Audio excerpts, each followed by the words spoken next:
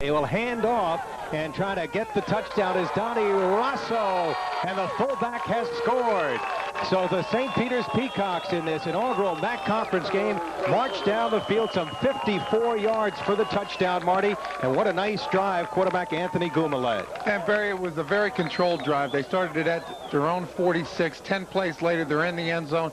Guma did an excellent job controlling the offense. And there's a happy coach, Roy Miller. His club 7-2 last year, moving over to play some tougher opposition.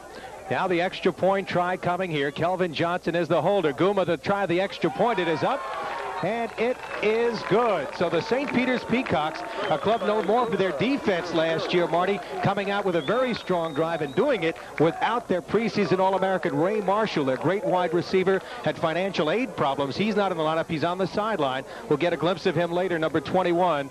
But a good drive, and it was capped off by this touchdown run from Donnie Rossi. Well, Guma was the main man right there in the hole. He takes control. He hands off. Russo runs right into the line, scores the touchdown.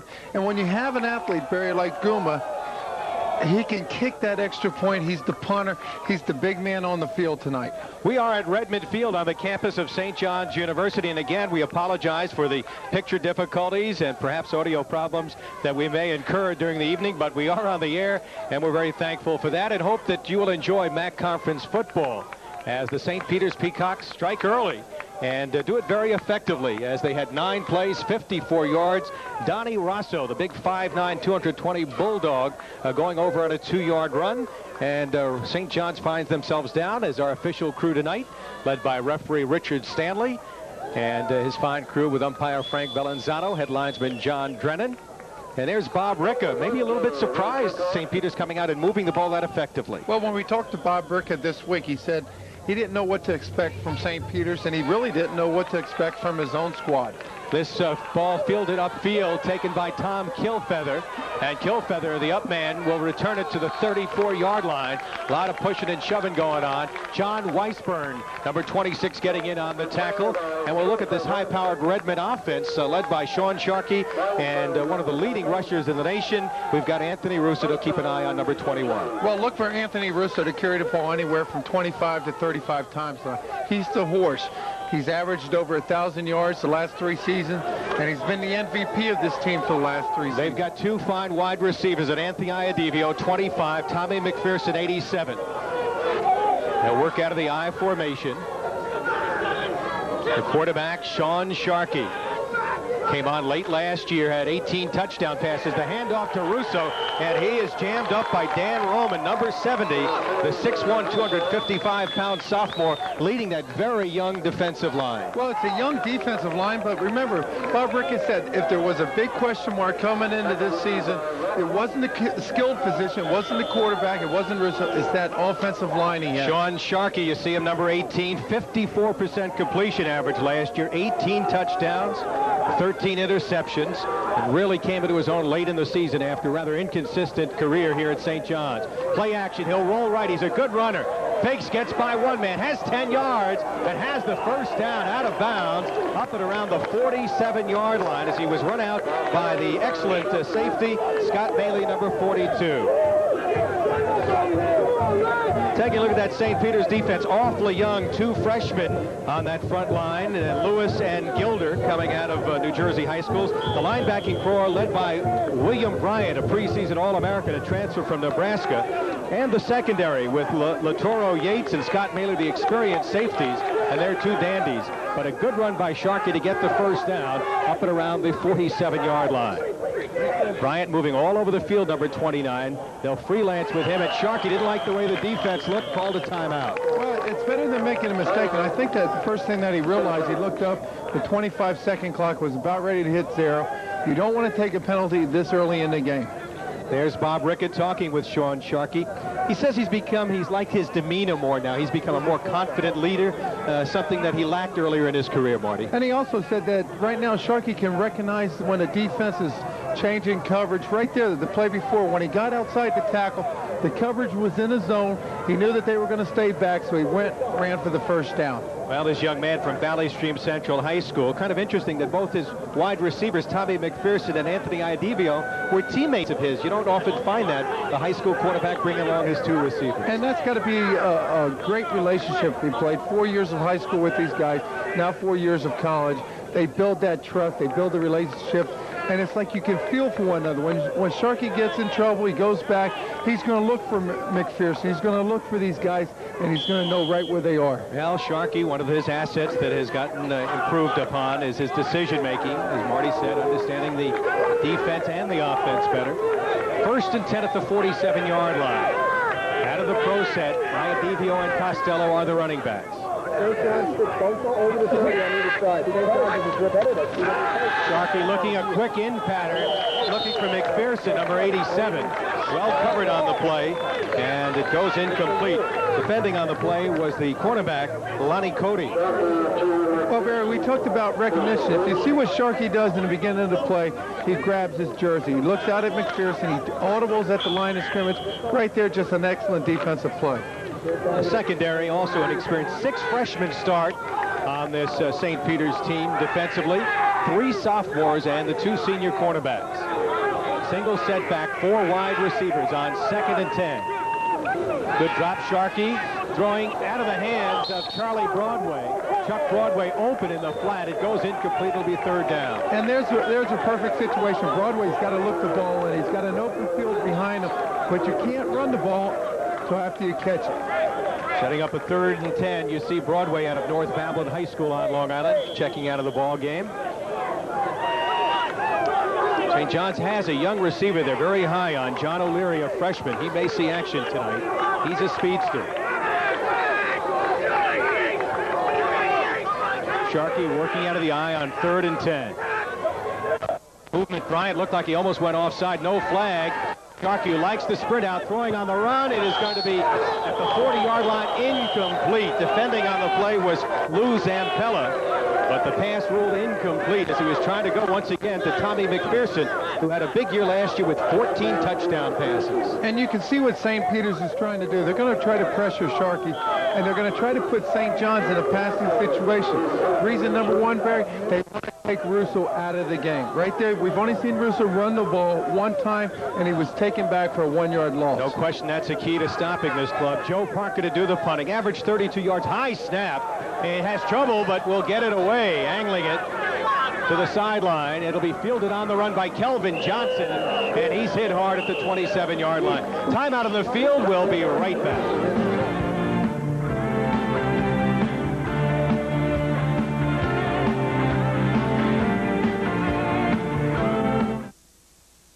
St. John's University football.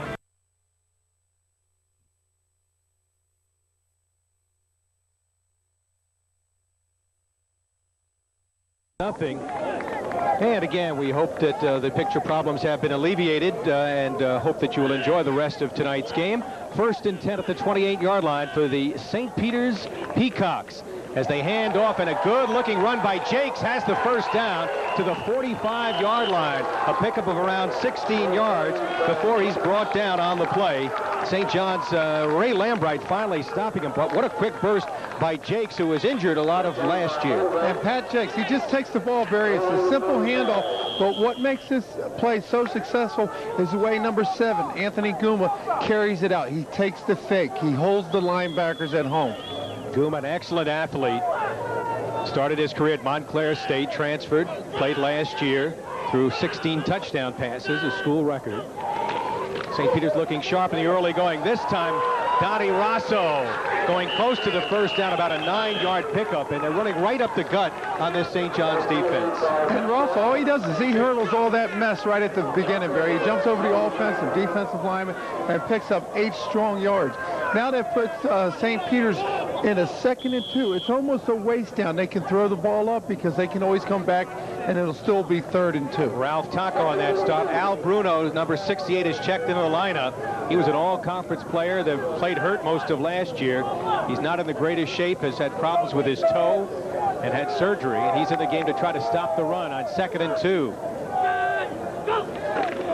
Here's the pitch once again. This is Jose Canella. the speedy freshman. He has the first down on the sweep inside the 40 to around the 38-yard line. And what they're doing now, Barry, very good play selection. They're running Jackson and Rosso up the middle. And when you have a guy like Canella that can have, he's got the 4.5 speed to take the ball outside. It takes a lot of pressure off Goomer right now. And Bob Rick has got to be very disappointed in his defensive line right now. They're not making anything happen. Ronnie Canella has excellent speed, as we saw in that play, 4.5 speed. Now Canella will line up as a wide receiver to the left, slot right formation, single setback. On 1st and 10, handing off to that setback and trying to get the first down as Donnie Rosso picks up 5. Steve Dombrowski, number 71 on the tackle. But St. Peter's has mixed it up awfully well here tonight on their first 2 drives, Marty. And the one thing you got to like about Donnie Rosso, he's wearing number 31. He's 5'9", 220 pounds. He's a strong runner, and he doesn't fumble. Who had that number before? Was that Jimmy Taylor's number?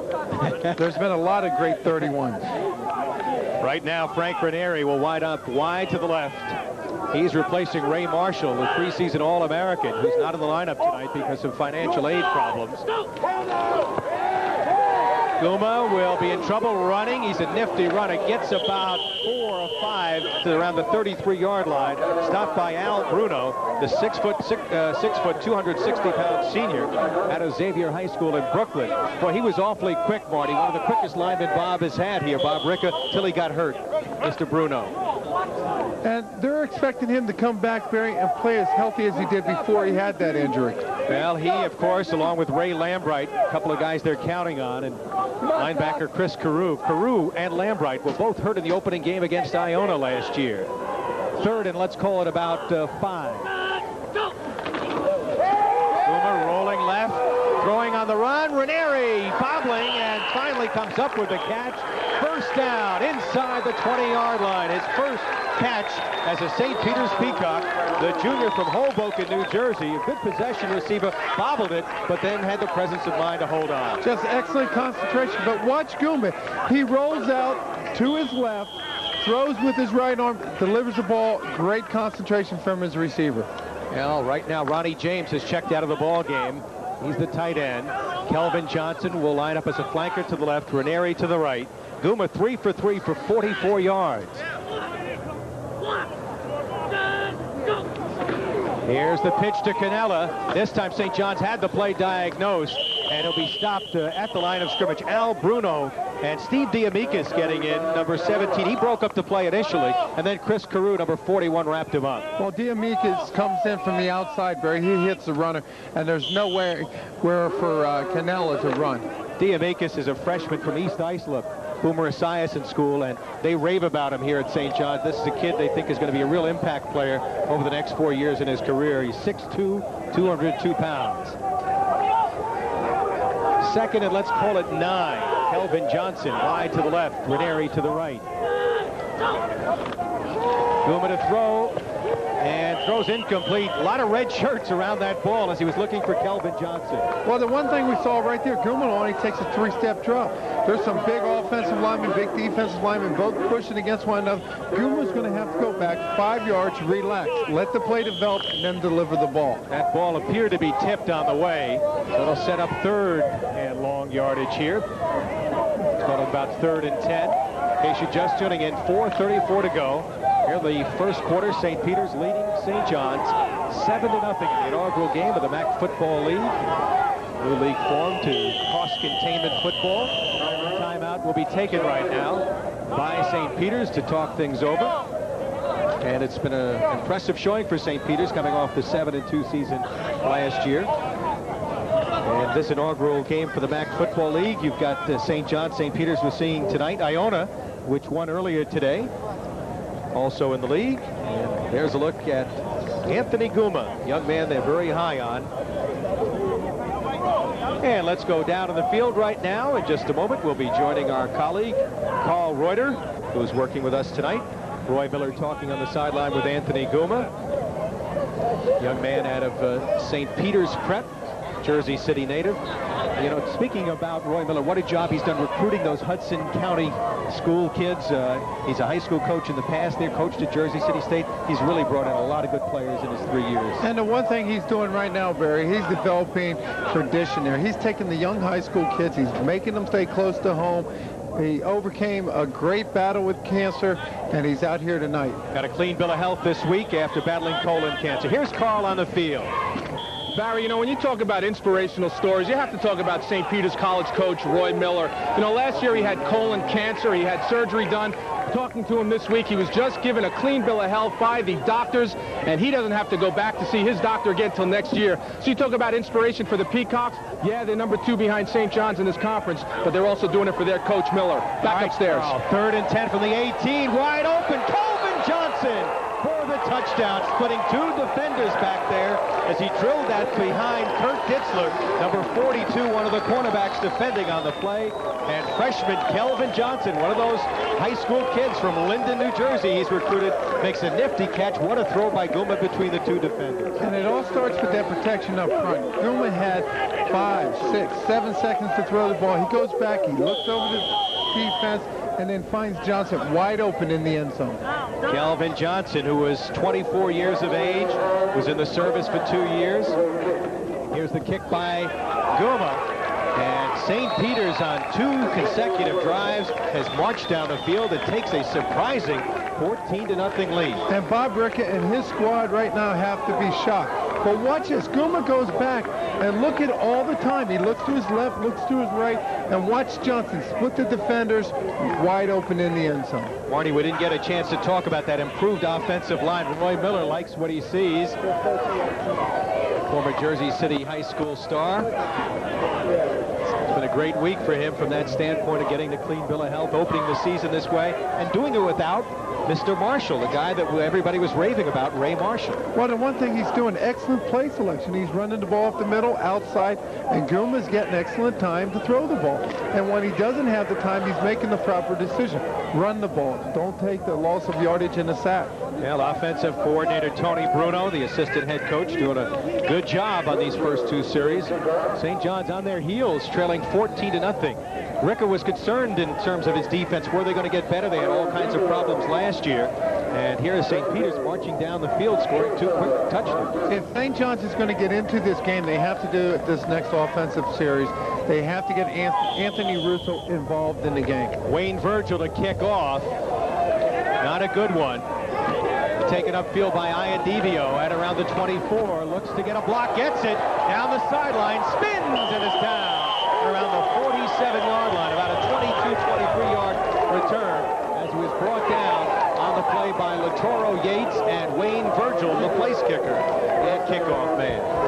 Well, that drive did not take too long. 72 yards, 9 plays, 4 minutes and 15 seconds. And the 18-yard touchdown pass to Kelvin Johnson from Anthony Guma. Let's see if St. John's, with good field position, Marty, can answer right back. Sean Sharkey up and around the 46-yard line, calling signal. Out of the eye. This is Russo trying to get away, gets away from the first man and drives forward. Initially, Dan Roman, number 70, had a shot at him in the backfield. Finally, Matt Nieder out of Miami, Florida, one of the good-looking freshmen, wrapped him up. And there's a case where a missed tackle by Dan Romo. He bench presses 450 pounds, and Roman's got to wrap him up there, Barry.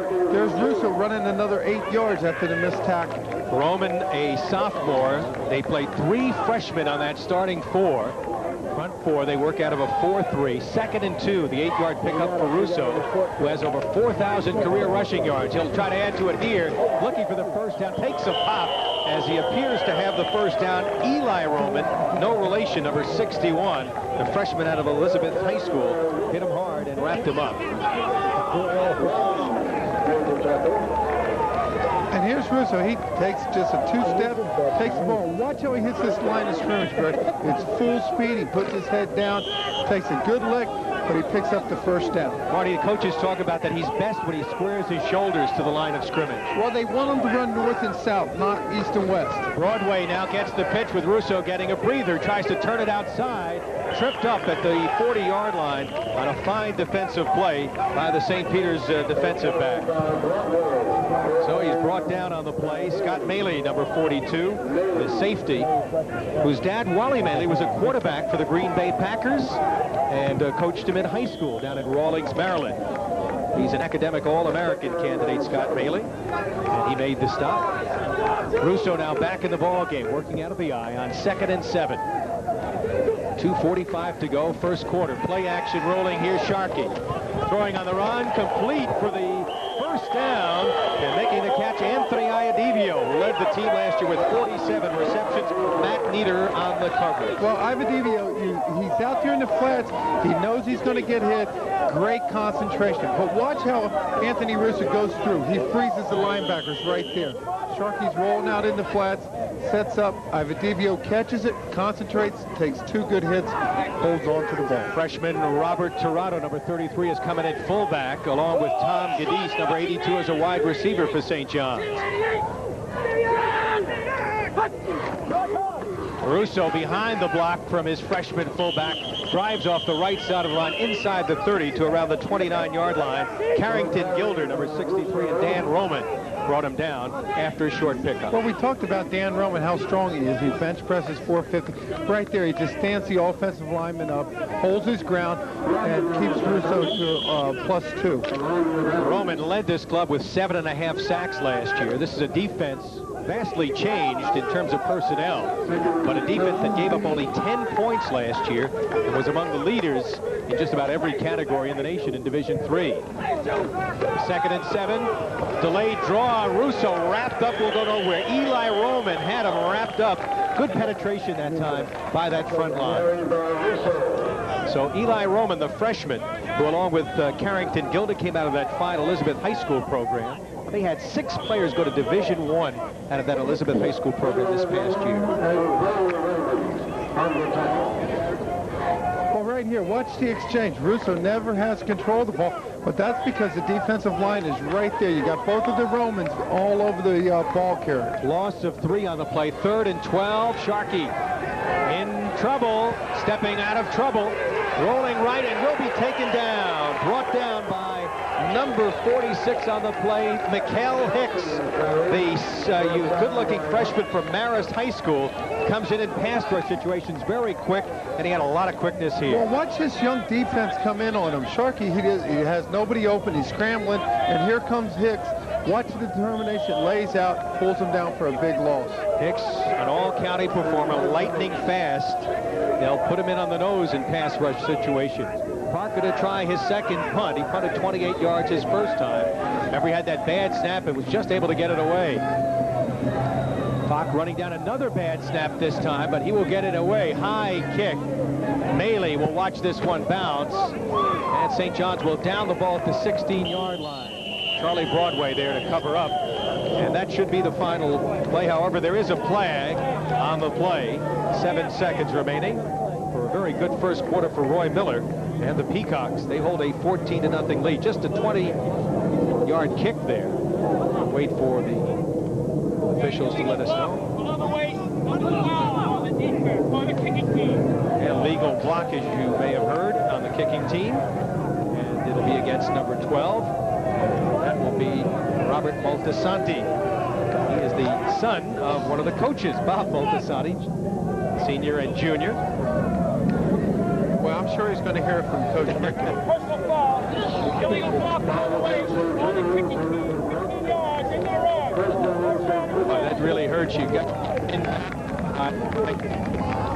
Gift yards right there. Well, right now your team is struggling, both offense and defense, and now for your special team to go out and make a mental mistake, Coach Ricka has got to be very frustrated in this opening quarter. 1st and 10 at the 31. Just 7 seconds left in this first quarter. St. Peter's leading at 14-0. They scored on each of their 2 possessions. Stay on the ground here to Jakes, and Jakes will get about 2 yards before he is stopped. And that should be the end of the first quarter. Michael Cotter, number 53, on the tackle.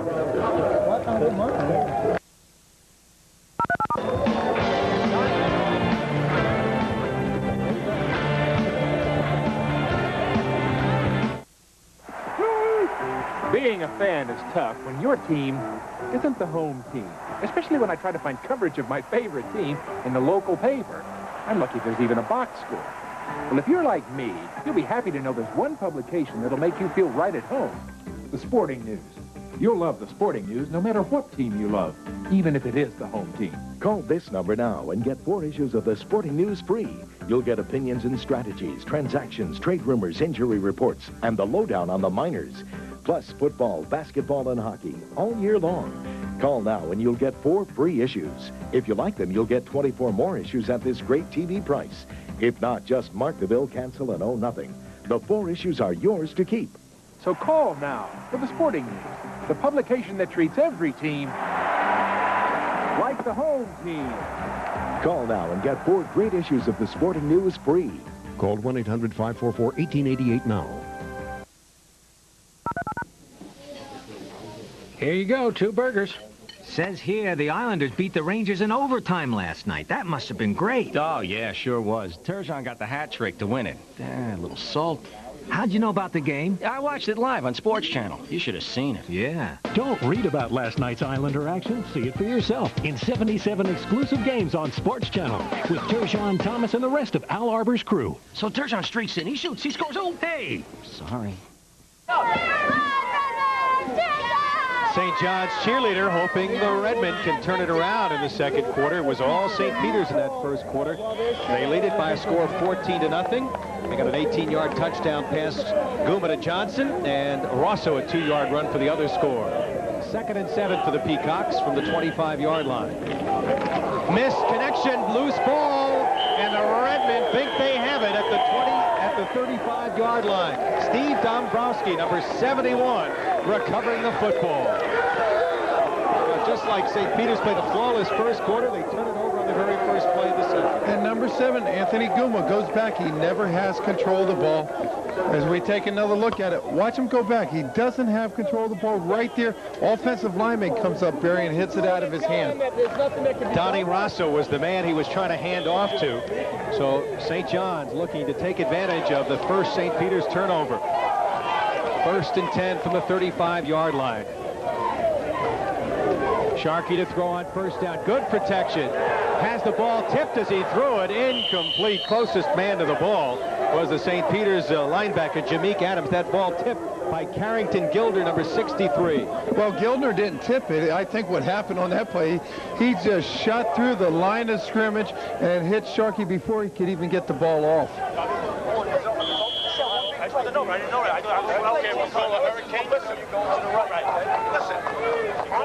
On the stunt there, right? Quarterback got the willies open. Quarterback got the willies, that's why he comes down. You're going to go into an 11, pitching the tackles a little bit. Inside eye on the tackles. Back to the live action, 2nd and 10 from the 35. They'll try the ground. Russo turning it outside, has the first down inside the 25 to the 24-yard line. So Anthony Russo, who generally prefers running straight ahead that time, turned a little bit outside to pick up the first down. Well, the one thing Anthony Russo has, he has the speed to get outside. When you talk to Bob Rickey, he says he doesn't have the breakaway speed to get behind the secondary, but he's a durable player. He wants to get the ball. He gets stronger in the fourth quarter. And right now, as Russo looks up and he sees the score of 14-0, he knows for him to run the ball, he's going to have to get this team back in the game. 12-yard pickup for Russo. Now 6 carries for 23 yards. They get back onside. Russo tries the left side of the line. Good burst. And look at him keep going, but he fumbled the football, and St. Peter's thinks they have it. And they do, according to the officials. So St. Peter's gets it right back. William Bryant with a hit. And looks like number 21 is the man who has come up fumbling that football. Anthony Russo, something he doesn't do very often, turning it over. And Latoro Yates, the man who recovered the football, the 6'3", 212-pound safety. And the play begins with an excellent block by Art Costello. Watch him come through. Excellent block there. Russo cuts outside. The determination. He's trying to get extra yardage. Comes up, and Yates delivers the blow and also recovers the fumble. Good hit by William Bryant there as well. So Guma takes over 1st and 10 at the 16. To stay on the ground this time. Short pickup across the 19-yard line, maybe to the 20 as they unpile. setting up a second down play as they go over that up the middle of that line. Ray Lambright on the stop.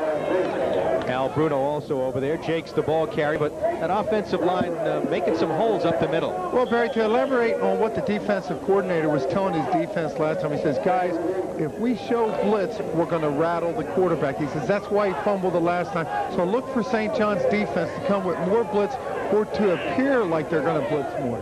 2nd and 8 for the Peacocks, leading 14-0. Here's Guma.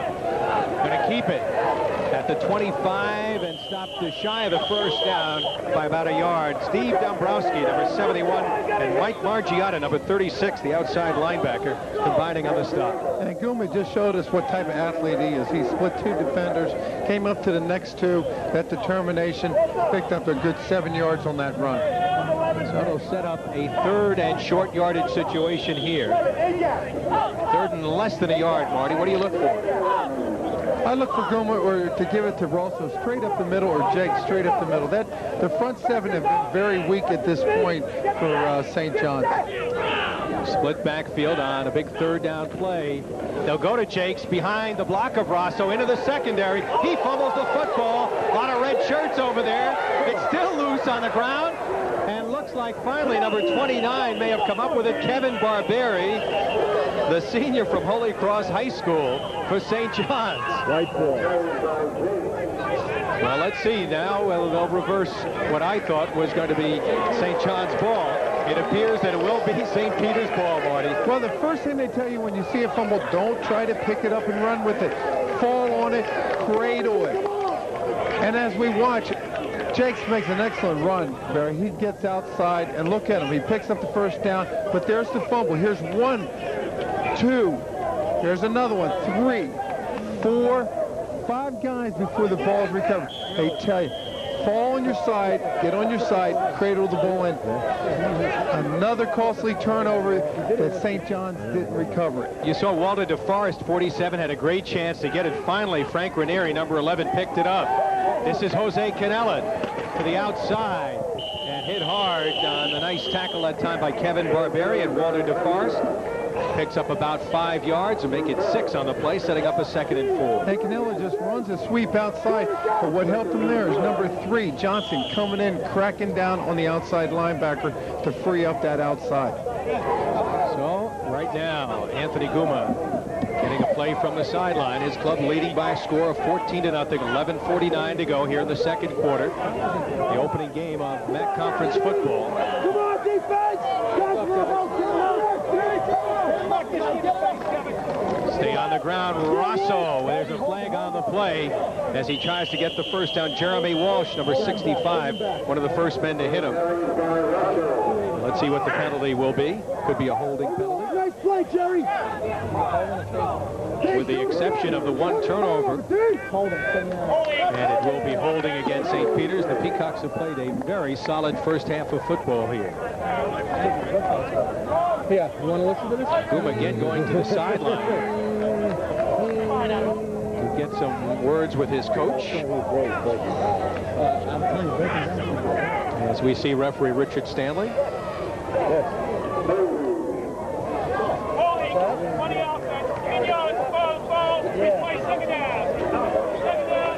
Hey, Barry, let's give some credit to the St. Peter's offensive line. You know, you talk about size, 6'4", 315, 6'3", 272, 6'2", 234. Quality size and young players. They're doing an excellent job so far. Again, part of that program, rebuilding with some good high school football players from New Jersey. 2nd and 14 after that 10-yard walk-off. Guma looking deep, throwing up the middle for Kelvin Johnson. Contact on the play with Kurt Ditzler, number 42, the freshman cornerback from Islip. And we have a pass interference call. Well, Ditzler right there just cut off the receiver. If he's going to make any contact with him, he's got to make an attempt to catch the ball. Now Ditzler, one of 2 freshmen in that backfield with Steve Diamikis. And that will give him the first down as they move the chains. 1st and 10 coming up here for the Peacocks of St. Peter's. This is the first of 5 St. John's football games you'll see here on Sports Channel. And here's the pass, Barry. Watch Ditzler come right in here. He's way in front of the receiver. The ball probably wouldn't even been caught because the ball's way up over his head. Just another mental mistake. And now, Barry, it was 1st and 14 penalty. Now it's 1st and 10. St. Peter's making it up awfully quick. Ranieri lines up at the top, wide to the right.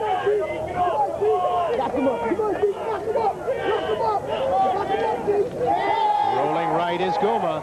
Looking wide open. James has the first down, dancing to the sideline, out of bounds inside the 20 and around the 18-yard line. And Mark Bernaderi ran him down and ran him out. Walter DeForest also running him to the sidelines. And Bob Rick is going to have to make some adjustment. He's getting no pressure from the front 7. There's Guma goes out. James is wide open in the flats. He's got a blocker out there. He picks up another first down, but it starts with no pressure from the front 7 of St. John's. Guma now 5 for 6, 76 yards and 1 touchdown. The 1 interception, of course. 1st and 10 from the 17-yard line. 4 minutes gone, 2nd quarter. St. Peter's knocking on the door again. They stay on the ground. Cannella, the freshman, spinning inside the 15 to around the 13. A pickup of around 4, brought down by middle linebacker Walter DeForest. They're pretty high on DeForest here.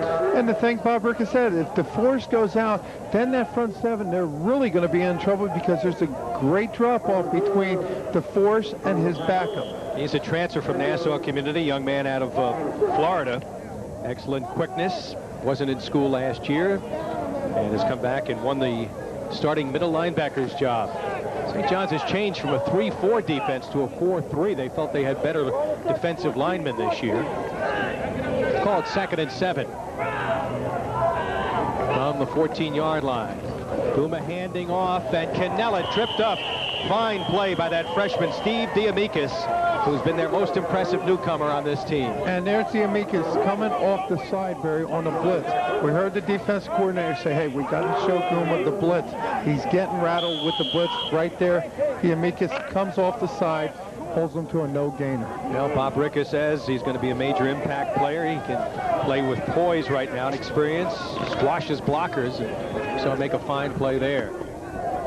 Johnson and Ranieri line up wide to the right. You see Cannella wind up as a flanker to the left. 10th play of this drive. Guma rolling right, throwing on the run, complete, but there's a flag on the play. Complete inside the 5 and around the 3-yard line. Johnson, the receiver. Kurt Ditzler on the coverage. Let's wait on this penalty.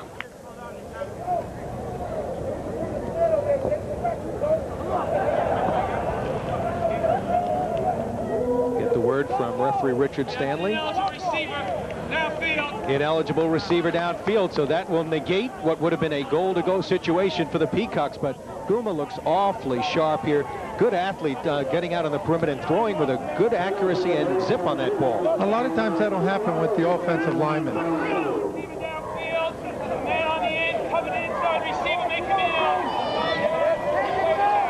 So they'll replay the down, move it back to the 20-yard line. Have to go to around the 7, so it'll be 13 yards, and it'll be still 3rd and 13. Guma last year threw 16 touchdown passes, school record. They wanted to have him improve his percentage of completions. Only threw for 43%. He's been on target tonight. 5 out of 6 so far this evening. Now a single setback.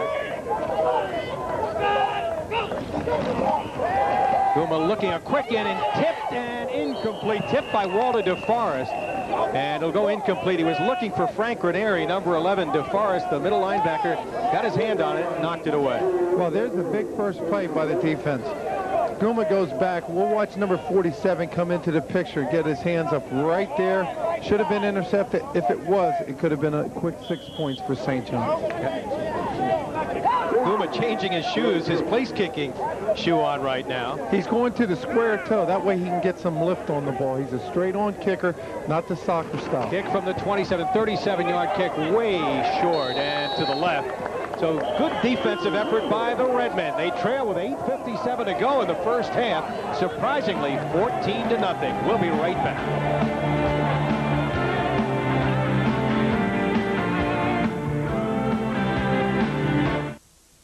Did you know Texaco...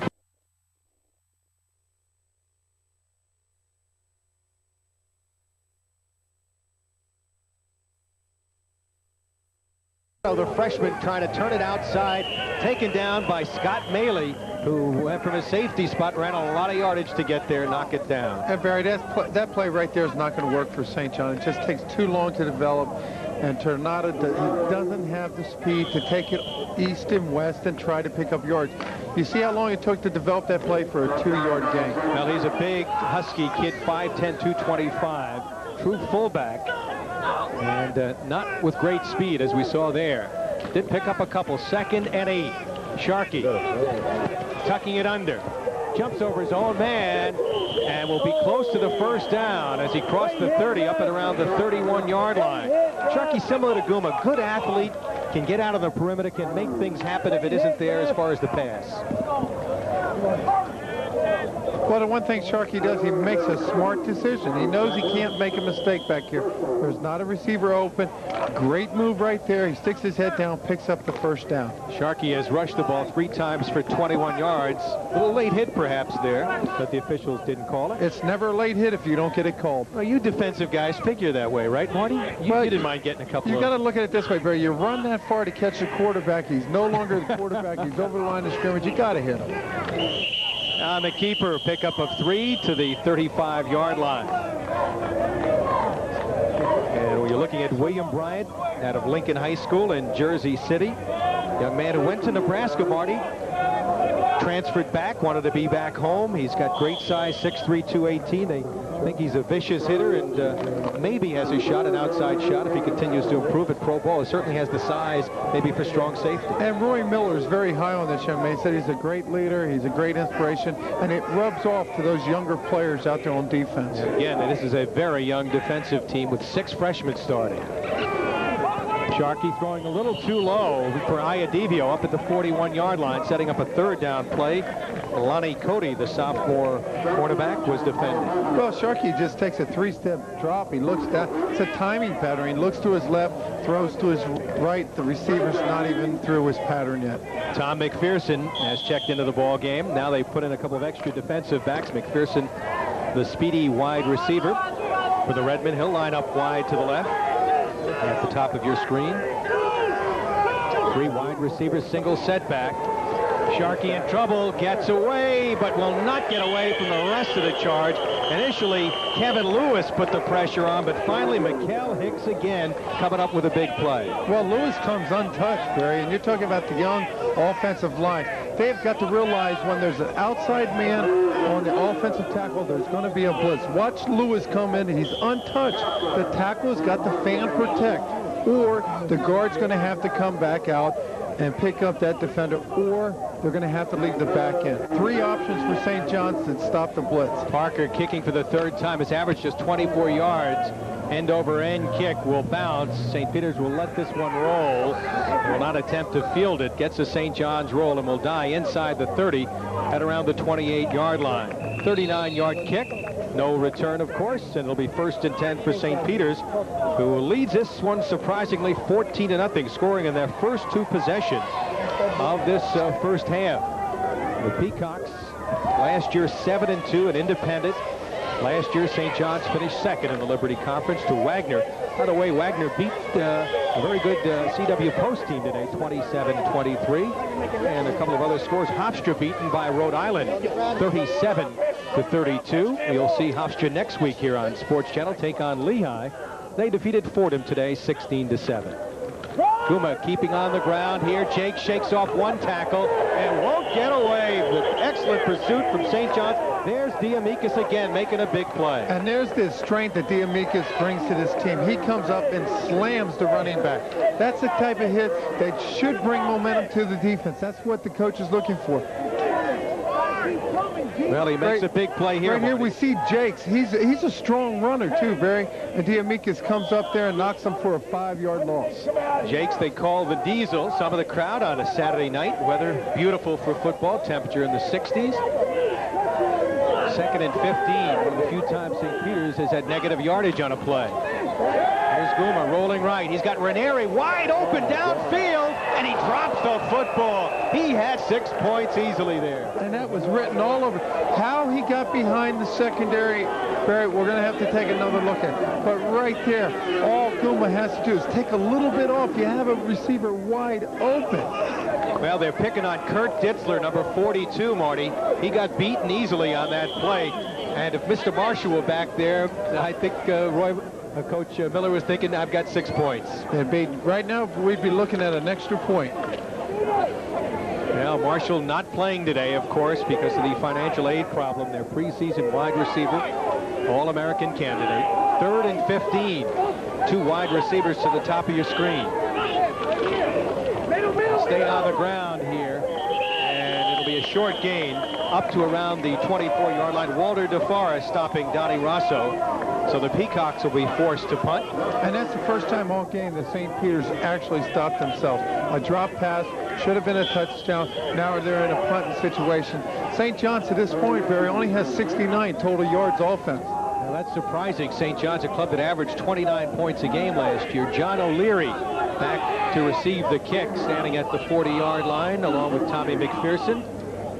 Guma to do the punting. Sends this one downfield, and this one will be taken by O'Leary, and he stopped at the 45-yard line. 30-yard kick, 2-yard return, and the Peacocks send their defensive unit on to see if they can stop St. John's once again. Let's go down to the field and sideline reporter Carl Reuter. All right, Barry, it'd be interesting to see how the Redmen come out here on offense after their last exchange when they gave the ball back to St. Peter's. Coach Bob Ricka went right over to the team and said, fellas, the effort is not there. He said, it's one thing if we're not moving the football. We are. You guys aren't catching it, though. You've got to be out there. You got to put forth the effort. He's very disappointed. 4 drop passes. He's counting on the sidelines. All right, Carl, 1st and 10 at the 46. Sharkey, quick drop. Will try to scramble here, but will not get out of the grasp of one of the tacklers, 63, Carrington Gilder, that freshman for Elizabeth who's got excellent speed, great closing speed, they say, and he wouldn't let him go. Danny Roman also over there on the tackle. And Sharkey almost made a very, very mental mistake there at the end. Getting ready to get sacked, he looked back for Costello. He started to pitch the ball there. Would have been a big mistake, could have been another fumble, another turnover. Well, they can ill afford to do that right now, trailing in this game by a score of 14-0. They're lucky that it isn't 21-0. Russo right behind. They go to Russo trying to spin away, and they had that well diagnosed there at the line of scrimmage. Again, Gilder coming up quickly along with Lewis, number 58. And there's the strength of Kevin Lewis, number 58. He just darts through that offensive line for a 1-yard loss on Russo. Watch number 58 come off that tackle, hits Russo right there, wraps him up for a 1-yard loss. Boy, both Roman and Lewis on that side of the line doing an excellent job. So it's 3rd and 11, a loss of 1 by Russo, who has not had a good game so far tonight against this St. Peter's defense. Russo just gained 28 yards on 8 carries. Sharkey looking downfield, throwing, and throws incomplete. 3 white shirts around the intended receiver, Iadivio, and it'll set up a punting situation. Lonnie Cody was defending on the play along with Scott Maley, but not a well-thrown ball, and there was traffic there. Well, let's give St. Peter's defense a lot of credit for a young defensive squad. You're talking about 6 freshmen. They are communicating. The defense is very well sound, and the secondary's coming up with some excellent plays. Parker's last punt, 39 yards. 39 yards, I beg your pardon. He'll try again. And they'll watch this one bounce. St. Peter's making no attempt to field the punt. They want to get possession here. They will at the 26-yard line. A 29-yard punt.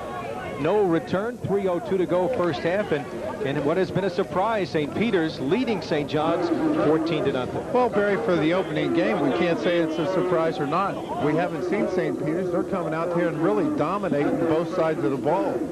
So, well, is it a surprise that St. John's is not producing tonight? Maybe that's what we're used to seeing. Well, absolutely. People felt St. Peter's schedule not particularly tough last year. And not sure how good they were being a 7-2 team as an independent. 1st and 10. Here's the pitch going to Cannella. Trying to use his speed to turn outside. will get about 7 or 8 yards before he is run down by the St. John's defense. Walter DeForest again on the tackle. And Cannell is just stretching that defense. What they're doing now, that's great play selection by Roy Miller over there, because they're stretching St. John's defense. Now they can hit them right up the crease in the middle. Gain of 7 on the play. St. John's will make a change defensively. Ralph Taco coming into the ball game, number 26. And he replaces Mike Margiotta, number 36. Offensive meeting gathered around the coaching staff there. Fred Bruno, the offensive line coach, in the middle. I'll stay on the ground here for a short game. Walter DeForest and Al Bruno combining to stop the play. Donnie Rosso carries.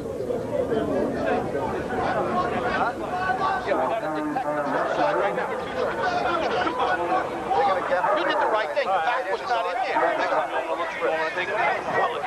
He's going to get on the quarterback that quick. Was anybody in your B gap?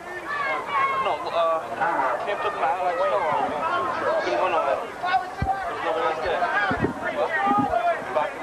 You saw Fred Bruno, the coach, talking to his troops. Well, Bruno right there was trying to explain that somebody, Barry, has got to pick up that outside blitzer. He was talking to the guard. He says, is anybody in your B gap? The B gap is your outside shoulder. If nobody's in the B gap, it's the responsibility of the offensive guard to step out and come behind the offensive tackle and pick up that blitzer. Well, St. Peter's has outrushed St. John's by a considerable margin. 105 yards to 26. Russo has been held at 26 yards, rushing the football. 3rd down and very short yardage. 9-man line for St. John's as they try to stop the play here. On the keeper, Guma, St. John's trying to prevent that first down attempt. Let's see where they mark his forward progress. He had to get to the 36-yard line. Put a camera on the He'll wait as they unpile and see where that spot will be, Marty. Well, Guma, he only needed 3 inches, so this will be very interesting to see where the referees come in and spot. I don't think that he made it because the St. Peter's defense is coming on the field. So credit St. John's with 2:22 to go with a good surge there defensively. Watch Guma. He doesn't get any push from that offensive center. Center gets stood straight up. Guma's got to find a hole. He's got to go to either side of the center. Very important first down to pick up. Now they're in a punting situation. DeForest and Taco there. O'Leary is deep. Guma angling it to the near sideline. O'Leary will field it at the 30. Spun away from one guy, another guy, and bounces to the 36-yard line where he's down. Let's go down to the field and call Reuter.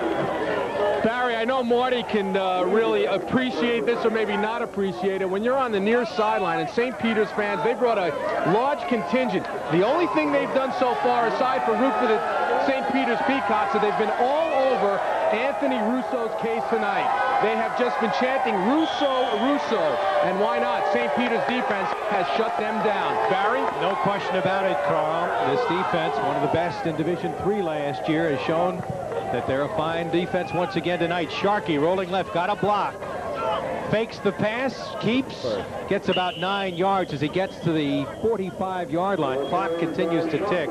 Picked up about 9 yards on the play. Jameek Adams, number 9, the linebacker, brought him down.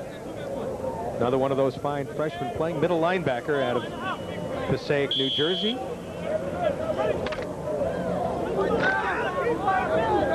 Clock ticking with 1:32 to go.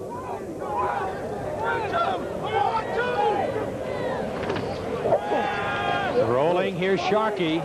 Throwing on the run, incomplete. Looking on the near sideline for Iandivio. Stopping the clock, Danny Roman put some pressure on the quarterback. Sharkey stats incredibly in this first half, 1 for 8, just 10 yards. And what they're doing now, Barry, is they're rolling them from left to right, and they're taking that one remaining back, whether it's Russo or Broadway, and the responsibility of that back is now to cut the legs of the outside defender. They're trying to give Sharkey some extra time. Well, Russo's been held to just 28 yards, and Sharkey 1 for 8 and 10 yards. 3rd and short yardage 2. Stay on the ground. Russo trying to get the first down, dives and gets the first down at the 46 or 47. Russo moved the chains quickly, and let's see if St. John's goes with the no-huddle offense here. Clock will set back in motion as soon as the chains are moved. Time a factor here with 1:14 to go, and St. John's trailing 14-0 late in this first half. And Carl just mentioned that the fans are heckling Russo. Right there, number 9, Adams, the middle linebacker for St. Peter's in short, 3rd and 1. He's waving at Russo. Sharkey looking Russo out on the pattern as a receiver. Incomplete as they were going to Dan Parker, the tight end. Dan Roman again putting pressure on the quarterback. We mentioned he led the team with 7.5 sacks, having trouble stopping him from some penetration. St. John's offensive line was a bit of a question mark. They moved 2 players from defense this year to offense. Mark Winkler, number 64, playing at right tackle, and Anthony Ferrara, number 55, playing at left tackle to try to get some size. It's not a big offensive line, is it, Marty? Well, it's good size, but they need the experience, Barry. They've got to gel together. You can't take a defensive player who's used to just being very aggressive, and now you take him on the offensive line where he has to control himself. Draw play to Russo into the secondary, juking down the sideline, stays in bounds, and finally out of bounds. The best play of the day. They get to around the 30-yard line. Clock stops with 47 seconds. A 23-yard jaunt for Anthony Russo. And Anthony Russo just shaking back all the way down the sideline. Picks up 21 yards. Another first down. Excellent field position now, Barry. They got 47 seconds left and 2 timeouts. Well, Anthony Russo stopped finally by Mikael Hicks, who's had a couple of sacks today. He's that speedy freshman coming in pass rush situations. Russo, of course, last year had another brilliant year. You see Russo coming to the sideline. Broadway replaces him in the backfield. 1st and 10. 3 wide receivers for the Redmen. Sharkey looking deep for the sideline, incomplete. He was looking for McPherson, and the clock will stop with 43 seconds left. And McPherson's got to stretch for that ball. He knows that Sharkey has to throw the ball strong, and he's out there. He's behind the defender. Make an effort to catch it. You've got to get your team on the board with 43 seconds left to go in the first half. Now, McPherson is a guy who will lay out for the ball. He has a reputation to making the big plays. He's a free-spirited kid. Now slot right formation for the Redmen. Sharkey can't find anybody open. Now throws to the sideline, and is going to be ruled complete at the 22-yard line. And Tom Jadis, number 82, the junior who caught only 4 passes last year, with a good sideline catch. But if we're wondering why Sharkey can't find a receiver, Barry, he's keeping the backs, he's keeping the tight ends in to help him block. Right there, he only sends 1 receiver out in the pass route. Mikael Hicks was putting pressure on again, number 46. 3rd and 1. Clock stops with 35 seconds. The ball inside. And St. John's gets set to put it in play here. They're going to bring the chains in. The ball inside the 25, close to the 20. Coming up at halftime, Carl Reuter will be talking to Rich Enzer, the commissioner of the Metro Atlantic Athletic Conference, which will be adding 2 teams to the conference next year. It's short by a couple of inches, as you see. Duquesne and Marist will be joining Siena, Canisius, Georgetown, Iona, St. Peter's, and St. John's in the MAC conference next year in football. And right now we're looking at the most important 35 seconds in this first half. If St. John's can get something on the board, take a little bit of momentum into the locker room, make the adjustments, they come out, Barry, to start the second half receiving the ball. 2 timeouts remaining for the Redmen as they face now a critical play. Inches to go. 3rd down and inches at the 21-yard line. McPherson and Iadivio will come out wide to the left at the top of your screen. In just a moment, you'll see him. Out of the I formation, Costello, the up back. Keeper for Sharkey gets the first down, and that will stop the clock as he's brought down by the middle of the line there. Timeout taken by the Redmen. They'll have 1 left here. And Barry, you can see the frustration in Anthony Russo right there, where he almost made a very crucial mistake. Time out of the field. We'll be back. St. John's trailing St. Peter's 14-0.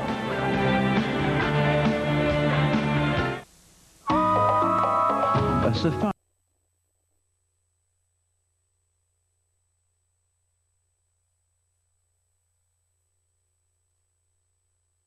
Cost them 10 yards on an unnecessary penalty. 1st and 10 at the 18-yard line. Rolling left on the bootleg. Sharkey being chased by Kevin Lewis. Will wisely run out of bounds inside the 10. There's a flag on the play, late on that play, and there may be a penalty tacked on. There will be a penalty. Sharkey was 5 yards out of bounds when the defender came up to take his legs out. Kevin Lewis was chasing him over there, and Lewis was involved in that play just a few moments ago, as we saw in the replay with Anthony Russo. We'll get the call right here from referee. We have a dead ball foul, personal foul against the defense. Will be half the distance from the end of the run. And a first down. Richard Stanley making the call, so the ball inside the 5 now. Watch the defender come. It's not 58. It's a defensive back. We'll try to get his number right here, well out of bounds. Now tough to pick up on that replay, but here we go with the Redmen now making changes. Art Costello checking into the ballgame, replacing Tirado. And St. John's with 1st and goal at the 3-yard line. McPherson to the left, Iadivio to the right. 23 seconds remaining. Sharkey looking, throwing, and it's a touchdown complete to the tight end, Daniel Parker, the sophomore out of Lindenhurst, coming up with a touchdown pass, his first in his career, and the Redmen are on the board. Sharkey just rolled to his right, found Parker wide open in the end zone. Get St. John, get them the momentum, and put them on the board. Oh, that is a huge drive by the Redmen. Gets the crowd in the game after being badly outplayed here, trailing 14-0. They'll try the extra point here.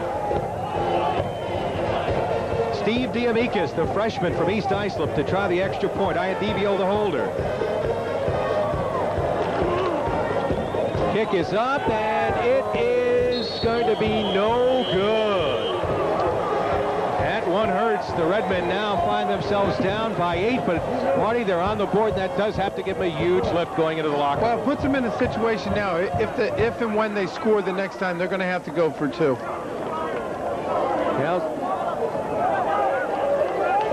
We talked about Sharkey rolling to his left, then his right. There's the number 81, Parker, who just scored the touchdown. Watch Sharkey rolls out, fakes in the line of scrimmage to Russo, rolls to his right, and there's Parker wide open. Nobody covering him in the end zone, puts him on the board. Linebacker William Bryant way off of him on that play. We take another look, number 29. Well, it all starts with Anthony Russo. He goes into the line of scrimmage. He's going to freeze the linebacker. And so the Redmen shut out for almost 30 minutes of this ball game. A team that averaged 29 points, a high-powered offense, put some points on the board, and now trails 14-6. Again, don't forget, coming up, Marty and Carl will have halftime highlights. Rich Enzer from the Metro Atlantic Conference will talk about cost containment football, non-scholarship Division I AA football. Many of the basketball schools that play Division III football in the past have been forced to move up to 1AA. We saw Butler last week, one of the schools playing 1AA non-scholarship. And here tonight we're watching a couple. Fielded by Johnson at the 23. The speedster sidesteps one tackle and will be down with the clock stopped with 12 seconds to go as he gets to the 32-yard line. Stopped by Anthony Iadivio, playing on the special teams as well. Well, the big question is, we've seen an excellent first half by St. Peter's, but will Anthony Goomba, will he still have that endurance in the fourth quarter, Barry? He's doing the punt, and he's doing the place kicking, and plus he's doing the quarterback. It's got to show a little bit toward the end of the game. Good drive by the Redmen. So 10 plays, covered 64 yards, and they're on the board. Now Goomba will just touch his knee down and take a halftime lead to the locker room. And that should do it. Final play of the first half in this inaugural MAC Conference football game. St. John's Redmen and the Peacocks of St. Peter's. Let's go down the field right now, and here is Carl Reuter. All right, Barry, thanks very much. Bob, they played pretty much a Beautiful first half, no mistakes. You're lucky you got that touchdown here at the end of the first half. We needed that one, Carl. Give us hopefully a little momentum now coming into the dressing room. But yeah, they played real hard, didn't make the errors. We had a couple bad breaks, but we got to get on the stick. We have to catch the ball. Receivers are not catching the football. They're not catching the football. If you look at their offense, they're blowing your D-line right out of there. They're big and strong across the front on O-line. Well, they're all a lot bigger than we are, and we'll just have to make some adjustments at halftime. What would those adjustments be? We'll see. We'll get inside and go to work right now. All right, Coach. Thanks a lot, and good luck in the second half. Okay, thank you. Coach Bob Ricka, his team goes off the field here, Redmen Field, trailing by the score of 14-6 against St. Peter's in the first ever MAC football game. Now, when we come back, I'll talk to the commissioner of the MAC. That's Rich Enzer, and Marty and I. Halftime numbers and highlights to follow, so stay with us.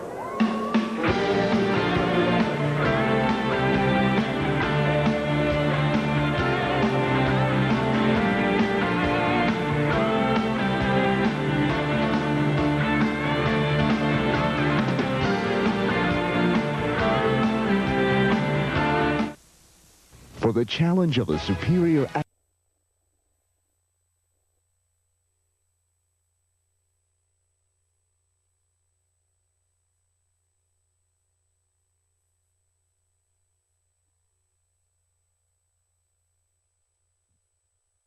basketball in the Big East.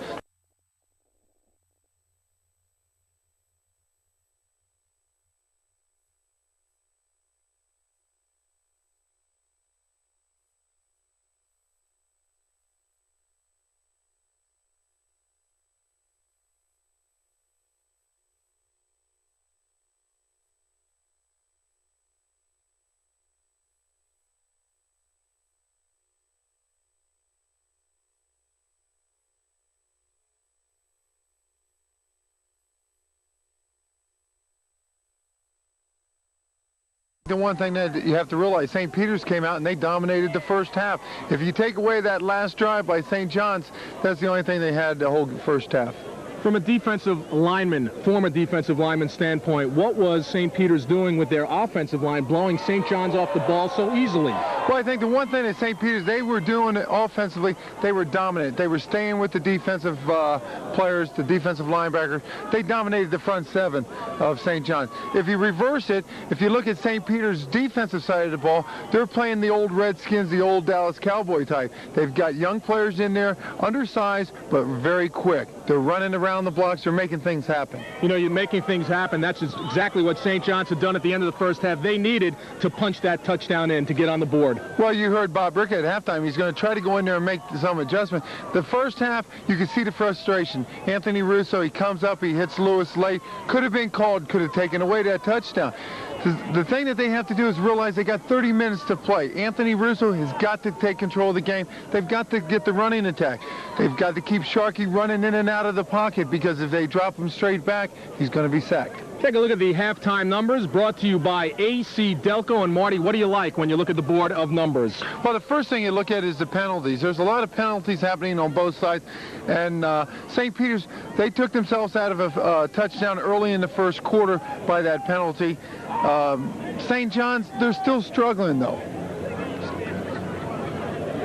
They are struggling there. In fact, when they have a guy like an Anthony Russo has had trouble running the football, you got to talk about the defensive line of St. Peter's. Now, they were supposed to have some problems there, some holes and all that, and, you know, they have really shut him down, and he's the big guy. Well, you expect Russo to run the ball 30 to 35 times a game, but what they did, they made that Bruno, the coach Bruno, made the adjustment with his offense. He says, guys, we've got to take that defensive guy out of the line.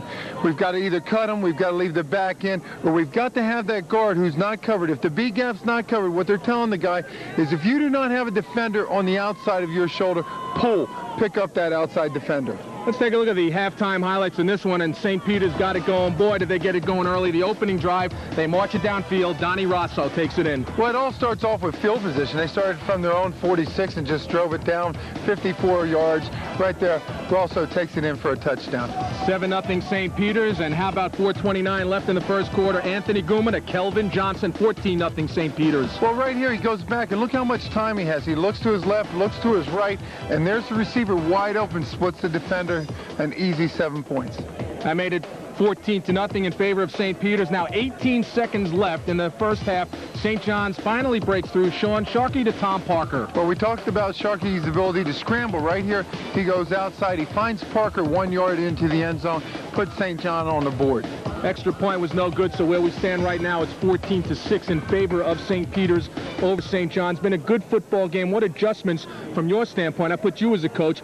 Does Coach Miller stay with exactly what has gotten him here in that lead, and what does Coach Ricker do? Well, if I'm Coach Miller, I've got to be very pleased with my offense and defense. One thing I have to worry about is Guma. I've got him doing the place kicking. I've got him doing the punting, and he's my quarterback. I got to get the ball into the running back's hand. I got to take some of the pressures off Guma. If I'm Coach Ricker, I go into the halftime, tell him, okay, we took ourselves out of the first half. Let's pretend it's 0-0. We get the ball right now. Anthony Russo, I'm going to put it in your hands. Catch up for us. Now, I was talking to Chris Cameron, who's working with the offensive line here at St. John's, a former football player at Post and over at Hofstra, and I asked Chris, and I said, what is their D-line doing to your O-line? He said, well, they came out in a little bit of different formation. They were expecting them to come out 4-3. They went a little 4-4, so they have to make some adjustments. What do you do? What kind of adjustments do you make on that 4-4 going back to what they were expecting, a 4-3? Well, the first thing you have to do is control St. Peter's quickness, whether it's a 4-4, a 4-3, or a 3-4. You've got to get the proper blocking scheme. The guy that's uncovered, the guy that's naked, that's what they say about the guy that doesn't have anybody over him. That's just a term, not that one that I've made up. If you're naked, you've got to pull. You've got to help out your teammates. All right, we're at Redmen Field, campus of St. John's, Jamaica, New York. It's halftime, and St. Peter's leads by a 14-6 score. We'll be back with more at St. John's right after this. Stay with us.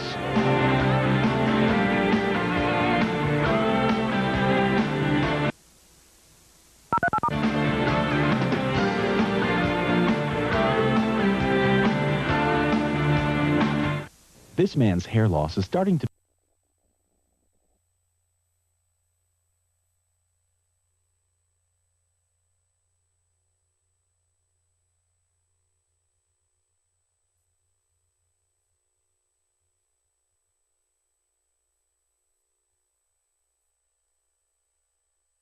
Barry Landers, along with Marty Lyons and Carl Roeder, and the host Redmen in this inaugural MAC Conference football game are trailing by a score of 14-6.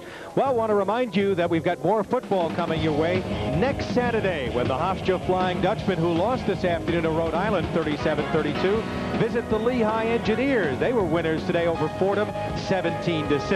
That game will be seen on Sports Channel on tape delay next Saturday evening at 7 p.m.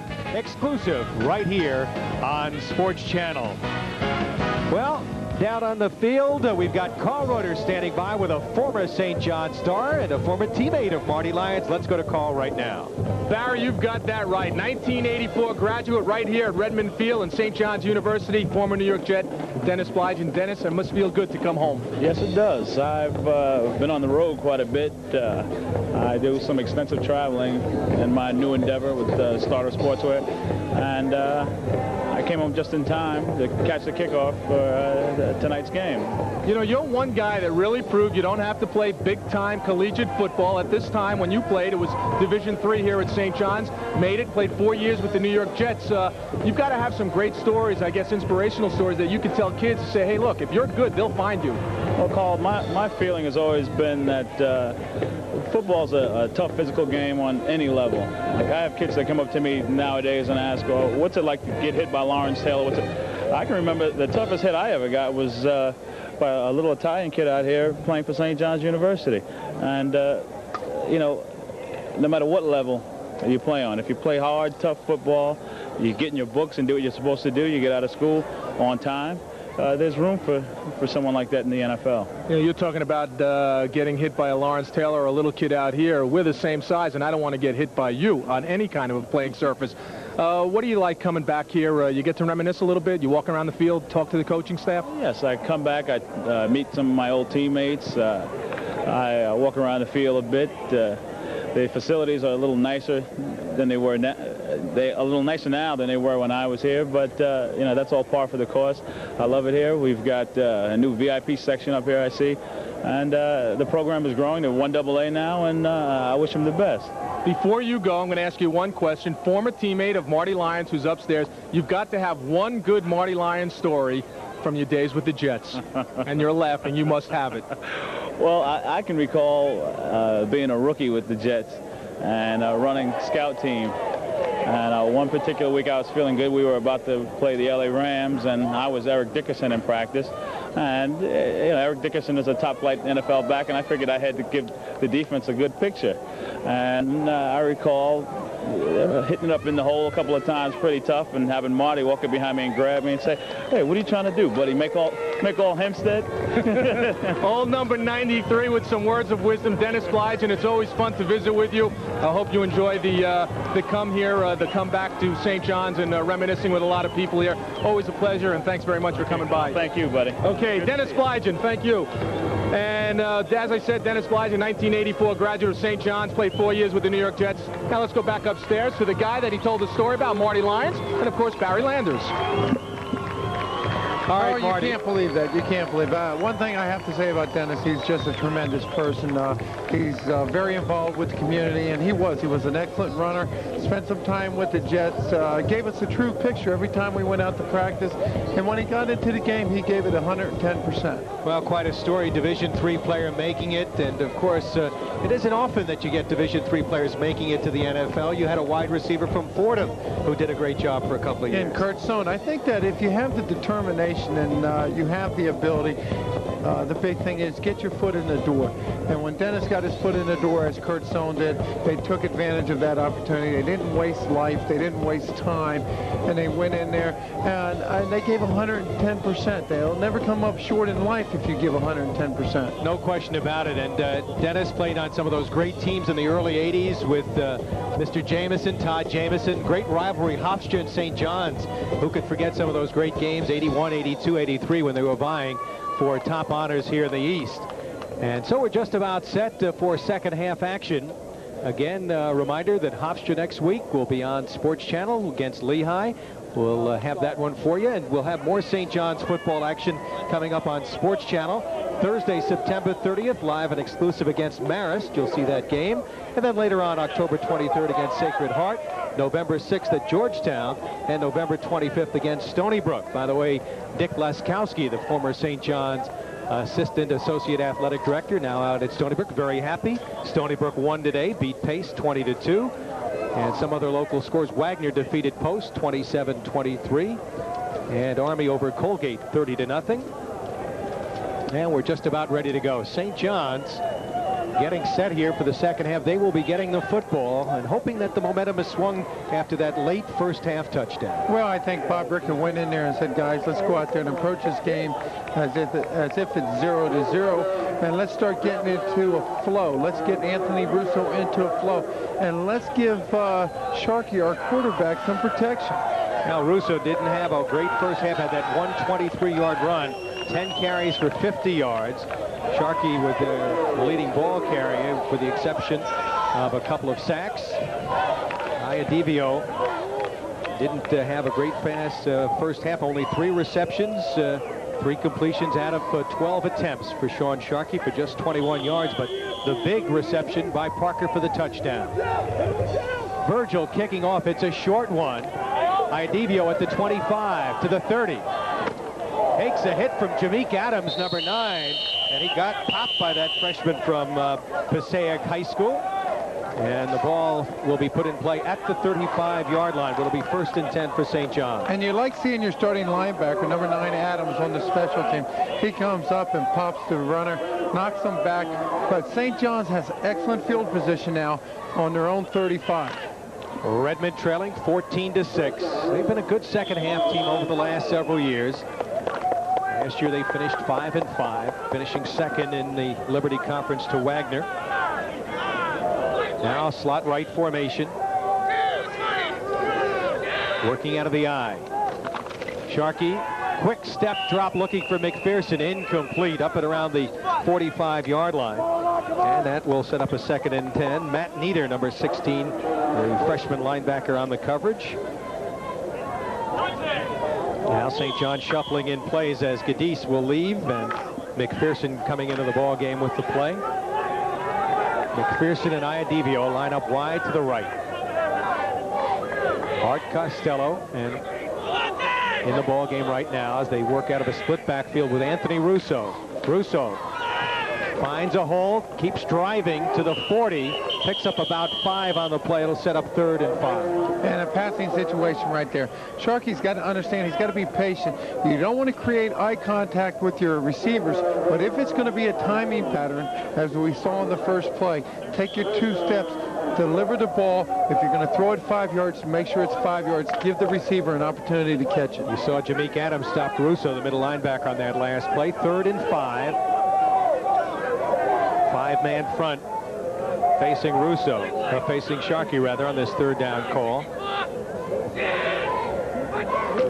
On the keeper, Sharkey close to the 1st down at the 45. Looks like he has it.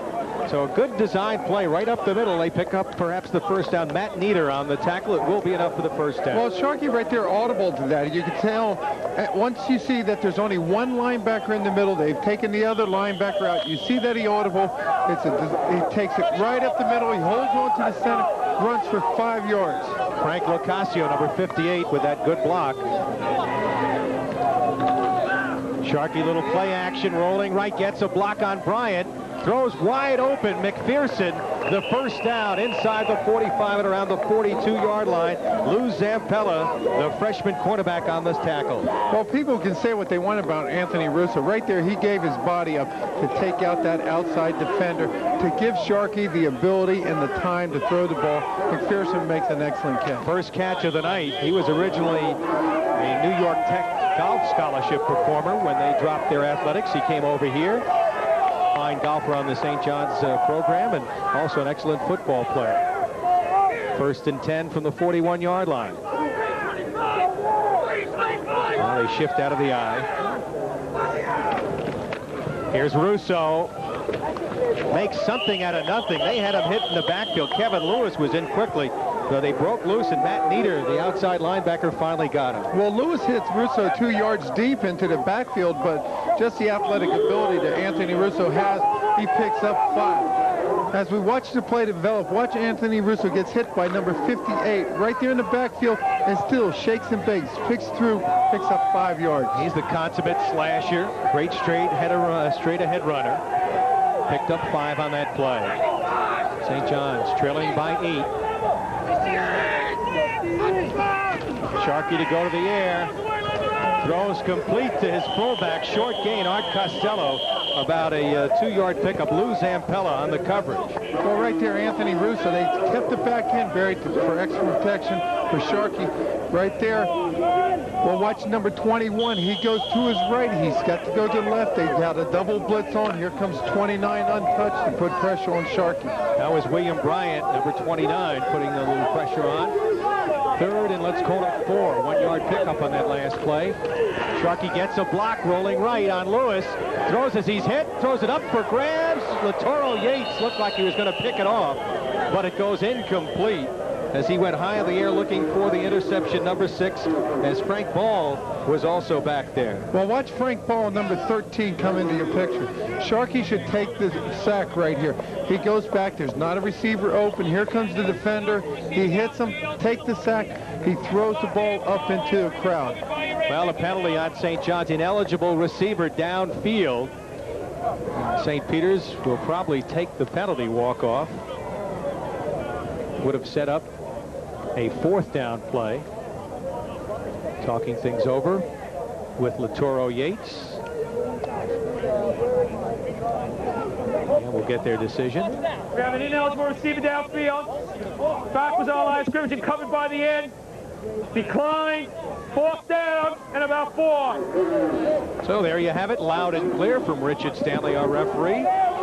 Sean Sharkey now faced with a crucial 4th down play. Parker will come out of the game. McPherson checks in with a play from the sideline. Also in as a receiver is Gadis. And Bob Rickett taking his first big chance of the second half. Russo lines up as a slot left. Single setback. Russo in a receiving position here. Sharkey looking. Has McPherson. And McPherson has the first down at the 30-yard line. Matt Nieder wrapped him up, but a good throw and a good catch by Tommy McPherson. And that's the relationship you're looking for. Sharkey knows he needs 7 yards. McPherson knows he needs 7 yards. They run a 7-yard pattern, quick throw to him, picks it up.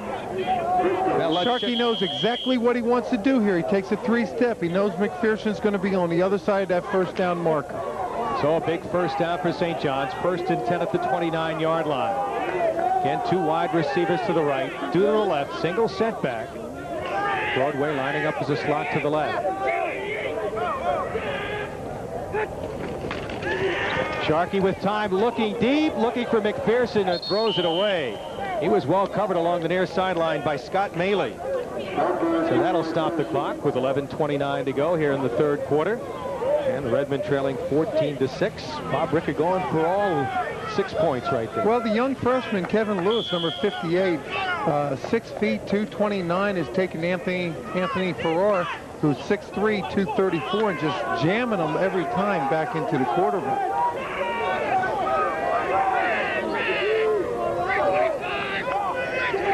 Second down and 10 for the 29. Sharkey to Russo, dancing, but won't get away, falls forward as William Bryant got a piece of him. Jameek Adams was also in. The 2 linebackers, along with Matt Nieder. Short pickup, setting up another big third down play. And what they're doing now, Barry, is they're flip-flopping number 58, Kevin Lewis, from the right side to the left side. That time he lines up on the left side. Bryant comes up on the right side and closes the door on Russo. 4 minutes gone here in the third quarter. 10th play of this drive. Third and long for the Redmen here. Third and about 7.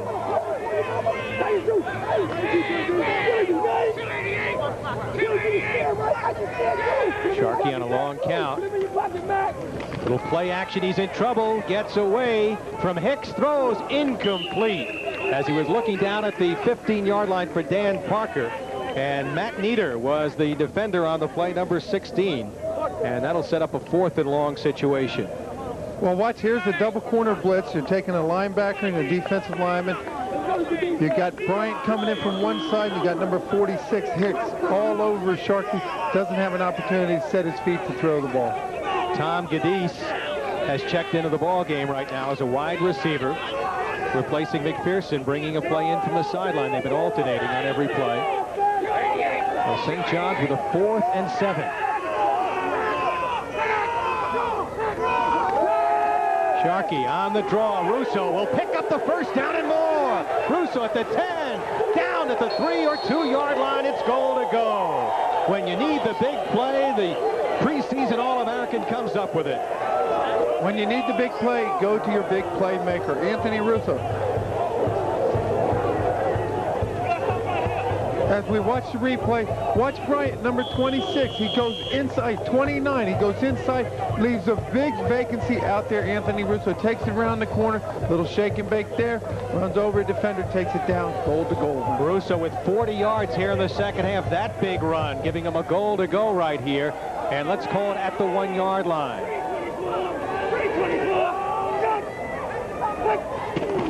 Here's Russo, a flag on the play. I'm not sure if they got that play off in time. Illegal procedure, the indication against St. John's. And boy, that hurts when you're on the 1 yard line. And with 4 chances to push it in, you get pushed back to the 6. Well, it doesn't really hurt him. It gives him a little bit more. A dead ball. False start. Offensive line. Replay first down. 1st and 7. It's better to have it on first down than third down, Barry. And right now, it gives them a little bit more field to work with. When you have a back that's strong, durable, and you see Anthony Russo getting stronger and stronger every play, he should be able to pick up 6 yards in 3 carries. All right, Russo scored 15 touchdowns last year, 41 in his career. Sharkey looking for the out pattern and incomplete as he threw to the far side. Iadivio, the intended receiver. And there's a late flag, could be roughing the passer. And that is the call by the referee, Richard Stanley. Might have been Jameek Adams. Well, we talked about number 9, Adams, being a middle linebacker. Earlier in the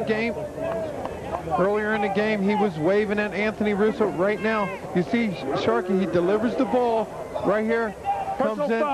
roughing the passer, half the distance to the goal, automatic first down. Well, Matt Nieder was there also. Number 16 might have been Nieder, as we saw in the replay. So it's now back to the goal-to-go situation. First and goal from about the 3.5-yard line. Sharkey trying to punch it in here. Goes to Russo. Russo straight ahead off the right side of the line, down at about the 1-yard line. Danny Roman, number 70, with the hard hit. Setting up a second and goal situation. Well, right now, this is gut check for St. Peter's. They've been out there a long time. St. John's came out, took the opening kickoff of the second half, and right now has controlled the ball for 5.5 minutes. Goal to go from the 1-yard line at second down. Iadivio winds up wide to the right. Everybody else in tight. Double tight end formation here. Here's Russo diving to the goal line and did not get in. Setting up a third and goal. Boy, they stacked that up pretty good, Marty, the middle of the line. You're talking about great penetration by the defensive lineman. They're trying to get underneath the offensive lineman's leg, knock him down, create like a hurdle there. If Russo's going to be successful, he's going to have to go up and over. You see one of the injured players, looks like it's Frank Locascio, number 58, the starting center, 3-year starter. And he's up on his feet, we're happy to report, headed back to the huddle. Third and goal from inside the 1. As you see from our end zone camera, that's how close the ball is. And you hate to see your center go out. Now it's 3rd and 1. That's the last thing you need is a fumble between your center and your quarterback. We got Irving going in there to replace number 58. John Irving, a freshman, replacing the junior Frank Locascio, their most experienced lineman. There you look at the freshman on the snap here, and St. John's looks like they're going to call a timeout with 8:45 to go, facing a crucial 3rd and 1 situation. And it'll give a chance to Locascio to come back into the lineup. Let's go down to the field, and here's Carl Reuter. All right, Barry, you and Marty just mentioned how it's tough when the center comes out. Well, Bob Ricker realized that. He jumped at the situation, calling for timeout. He said, hey, listen, I want the timeout. I do not want to waste a snap this deep in territory when we're looking to punch one in. That's how much he wants him back in the ball game. Barry? And no doubt, Carl, good call by Bob Ricker. And he'll have a chance to get to chat with his team right now. As you see the freshman Irving, he thought he was going to get a play right there, Marty. Well, I think that's a good decision on Bob Ricker's part. They've controlled the ball for almost 6.5 minutes. They've driven down the field. This is their 16th play. You don't want Sharkey to go in there and pull out too early, or just have a fumble. Call it that momentum to shift back. They've been playing an excellent second half. They need to punch just one in. St. Peter's dominated the first quarter, scoring in their first 2 possessions to lead by a score of 16-0, as they got a 2-yard run from Rosso and an 18-yard TD pass from Guma. There's a look at Locascio from our camera on the sideline. Russo trying to punch it in, and no indication from the officials yet. Needed just about a half a yard, but he's in now. They give him credit as Russo able to punch it over, his 42nd career touchdown, as he's closing in on another record for St. John. Well, that's determination, but the officials have to make that call like Quickerberry. You're talking about a half a yard. St. Peter's down there. They're down there. When the whistle blows, the momentum should stop. Right there, the officials have got to throw their hands up one way or the other. Well, Roy Miller's club leading by 2. Bob Ricker appears that he is going to go for the 2-point conversion here. They probably discussed that in that last time out, Marty, what they were going to do. Well, right now, this is a good decision. If you get the 2, you tie the game. If you miss the 2, a field goal will still put you 15-14. You can still win with 3 points. All right, so the Redmen will go the single setback. Russo behind Sharkey, 3 wide receivers. Sharkey rolling right. Throwing, and will throw incomplete at the back of the end zone, as he was looking for Tommy McPherson. Defending on the play, Lou Zampella. So the attempted 2-point conversion goes astray, but with 8:35 to go, the Redmen have crept within 2. And it's a whole new ball game. You're talking about 3 points. A field goal can change everything. But you got to like the adjustments that Bob Ricker and the St. John's team made at the halftime. They came out, they took the attitude, let's start off. It's a new ball game. They took control of the clock, and they took control of Russo. Watch Russo right here. He gets the ball, and the determination, his momentum stops right there, Barry. The whistle should have been blown. His momentum takes him in. You see the players, they keep fighting and fighting and fighting, and it took 10 seconds for the referee to determine. I don't think that that's fair for either St. John's or St. Peter's. Let's make the decision right away. He's quite a student, Marty, and his goal is to be an academic All-American. Has a 3.4 GPA in history. And here's the two-point try for the extra point. Well, we talked about Sharkey. If he doesn't get the protection from his running backs, he can't deliver the ball. There's McPherson. Even if he catches the ball, he's going to be out of the end zone. Good coverage by Lou Zampella, another one of those good-looking freshman starters, one of 6 for the Peacocks, who led early 14-0. Now we should have quite a finish here. A lot of time left, 8:35 to go. John Ledwith to kick off for the Redmen. Johnson, one of the deep men, standing back at the 15. Also Canella. Johnson will take it at the 10. He's the speedster, the freshman. Gets by one man. And good coverage by the Redmen as he gets up to the 24-yard line. Steve Campbell, good-looking offensive guard playing on the special teams, brought him down. And St. Peter's puts the ball in play 1st and 10. As that last drive ate up a lot of time. 15 plays, 65 yards over 6 minutes. And the key, Russo's 24-yard run to the 2-yard line. And he punched it over from inside the 1 to make it 14-6. Well, we said if St. John's was going to get back in the game, you had to get Anthony Russo involved in the game. That drive, opening the second half, that's exactly what they did. Well, let's see what Anthony Guma can do to the second half. He was sat on the sideline for quite a bit here, almost half this third quarter. He'll go on the ground to Pat Jakes. Had a good first half. And Redmond getting to the ball after Jakes picked up 4. Ray Lambright and Mike Margiotta combining on the stop. Jakes had a real good first half, Marty. He ran the ball rather effectively as he carried the ball a total of 8 times for 62 yards, almost 8 yards a pop. Well, St. John's had to make some defensive adjustments, too. That front 7 was very soft. They were soft in the middle, soft through the sidelines. It'll be interesting to see how they come out. Their offense just scored. Now come out and keep that momentum going. Jakes and Rosso in the backfield. On 2nd and let's call it 8. Little play action. Guma rolling. Throwing out. Incomplete. Looking for the tight end, Ronnie James, who slipped out and could not come up with an attempted diving catch. That'll stop the clock and set up a 3rd and 8 play. Well, Guma, if he's going to be successful, he's got to go back and set his feet.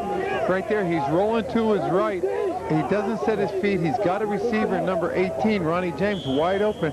Watch, here comes the pressure late. He throws off balance, wobbly ball. There's James wide open in the flats, a drop pass. James, who could be an outstanding wide receiver. He's an undersized tight end, playing a lot as a wide receiver tonight with the loss of Ray Marshall, who's out. Their preseason All-American because of financial aid problems. Not in the lineup. Big 3rd down play for the Peacocks. Trying to drill it for Johnson, overthrows him as Johnson was hit by Mark Bernardini, the safety, and the Redmond defense comes up 3 and out right here, and they're going to get the football back. Well, right there, Guma is looking at his receiver. It looks like there was a lack of communication, but now, we talked about it earlier, how durable is Guma going to be? He's back to punt again. Standing back at the 10. St. John's has a single man back. It's O'Leary. He's a speedy freshman. Plenty of time for Guma. Not very good kick, high in the air, but not very far. It hits a St. Peter's player downfield around midfield. It'll be blown dead. And good field position for St. John's. Trailing by 2 when we return. 7:33 to go here in the 3rd quarter. And it's St. Peter's 14, St. John's 12. Funding a credit card you can expect more from is the simple process of elimination. First blow off all the cards with the highest rates. Then the ones that don't offer fixed or variable rate options, worldwide acceptance, and 24-hour customer service. And what about price assurance, satisfaction guaranteed, purchase protection, and extended warranties at no extra charge? So, what's left? Chemical Bank MasterCard. If you have one, use it. If not, call 1-800-245-0880 to apply. Your biggest competitor is working on a proposal for the same job you're after. You want this to be enlarged? They have about the same idea as you do. Copy this slide. The only difference is... Let's print it. They own a Canon color laser copier, and you don't. who would you give the job to? If you think you can't afford a Canon color laser copier, maybe you can't afford to be without one. New York's authorized source for Canon office equipment, Leslie Copiers. For more information, call 1-800-LESLIE-9. Back at Redmen Field, Barry Landers, Marty Lyons, Carl Reuter, and the Redmen trailing by 2, going to have excellent field position up near midfield. Momentum really has seemed to swing back to St. John. Barry, the Peacocks aren't going to win this game if they go 3 and out. 35 seconds for 3 plays. Now you give the ball back into a hot hand, give it to Sharkey, give it to Russo. Let's see what St. John's going to do in their second possession right here. Now Russo's had a good second half. That big run king, the touchdown. Quick pitch here coming down to Iadivio. Gets a block and will dive forward to the 40-yard line. Great second effort by Anthony Iadivio. Scott Maley on the stop. But boy, he worked hard for those extra yards. And what Sharkey's doing now, he's just taking 2 steps to throw the ball. Iadivio out there in the flats. He catches the ball and he picks up 9 yards. Watch the running right here, Barry. Takes 1 leap there. Great block by McPherson right there to free him up for 9 yards. Second catch for Iadivio. 2nd and 1. And now they'll bring the chains in. St. John's asking for a measurement here. And they'll get it. That will stop the clock with 7:19 to go. St. John's trailed in this ball game 14-0. Totally outplayed in the first quarter as the Peacocks scored in their first 2 possessions. They scored late in the first half with just seconds remaining on a touchdown pass from Sharkey to Parker. Boy, that is close, isn't it? About 1.5 inches, Marty. Well, now it puts them in a waist down situation. You can go back, throw for the end zone, and still come back and have 3rd and inches. This 2nd and inches, anytime that you got a first down, you pick up 8, 9 yards. The second down is just a waist down. Yeah, they'll spot it once again here with the new hash marks. 6 yards closer to the center of the field. Sean Sharkey, the senior. 7 for 21 now for 51 yards and 1 touchdown. Got off to that horrible start. He was 1 for 10, you'll recall, in that first half before he hooked up on that big play to Parker for the touchdown. See if they go to Russo here. Costello is in the ball game also as a running back. And Sharkey, good runner, will keep and easily get the first down to the 39-yard line. Don't forget the Redmen in action next week at Wagner. And they'll play at Siena on the 25th before returning home a Thursday night game, September 30th. You'll see it right here on Sports Channel, taking on Marist. Marist won today, and they're regarded as a real fine football team. They'll join the MAC Conference along with Duquesne next year as they move to an 8-conference league. 1st and 10 from the 39-yard line.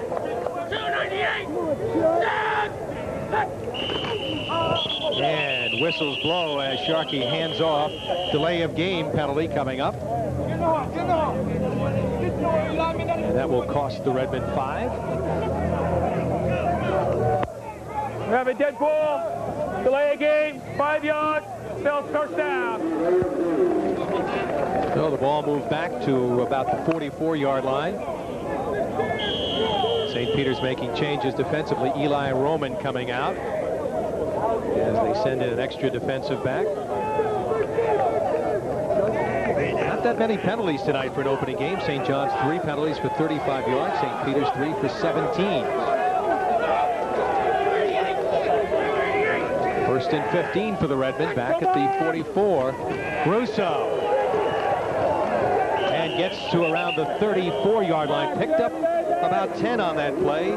Latoro Yates, the senior strong safety on the tackle. But Russo doing some nice running there. And he shows very quick feet right here. He starts off to his right, cuts back to his left, picks up 7 big yards. Now it's 2nd and 7. He's gone over the 100-yard mark once again. Boy, he's had a ton of games over 100 yards in his brilliant career.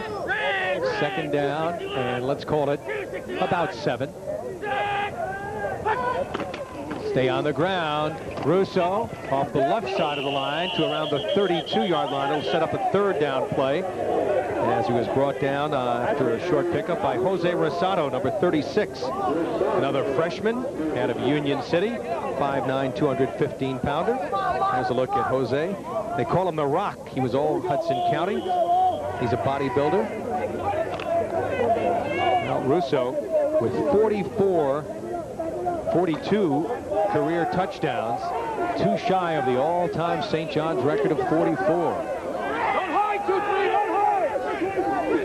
3rd and 3 for St. John's with 5:09 to go. Third quarter trailing by 2.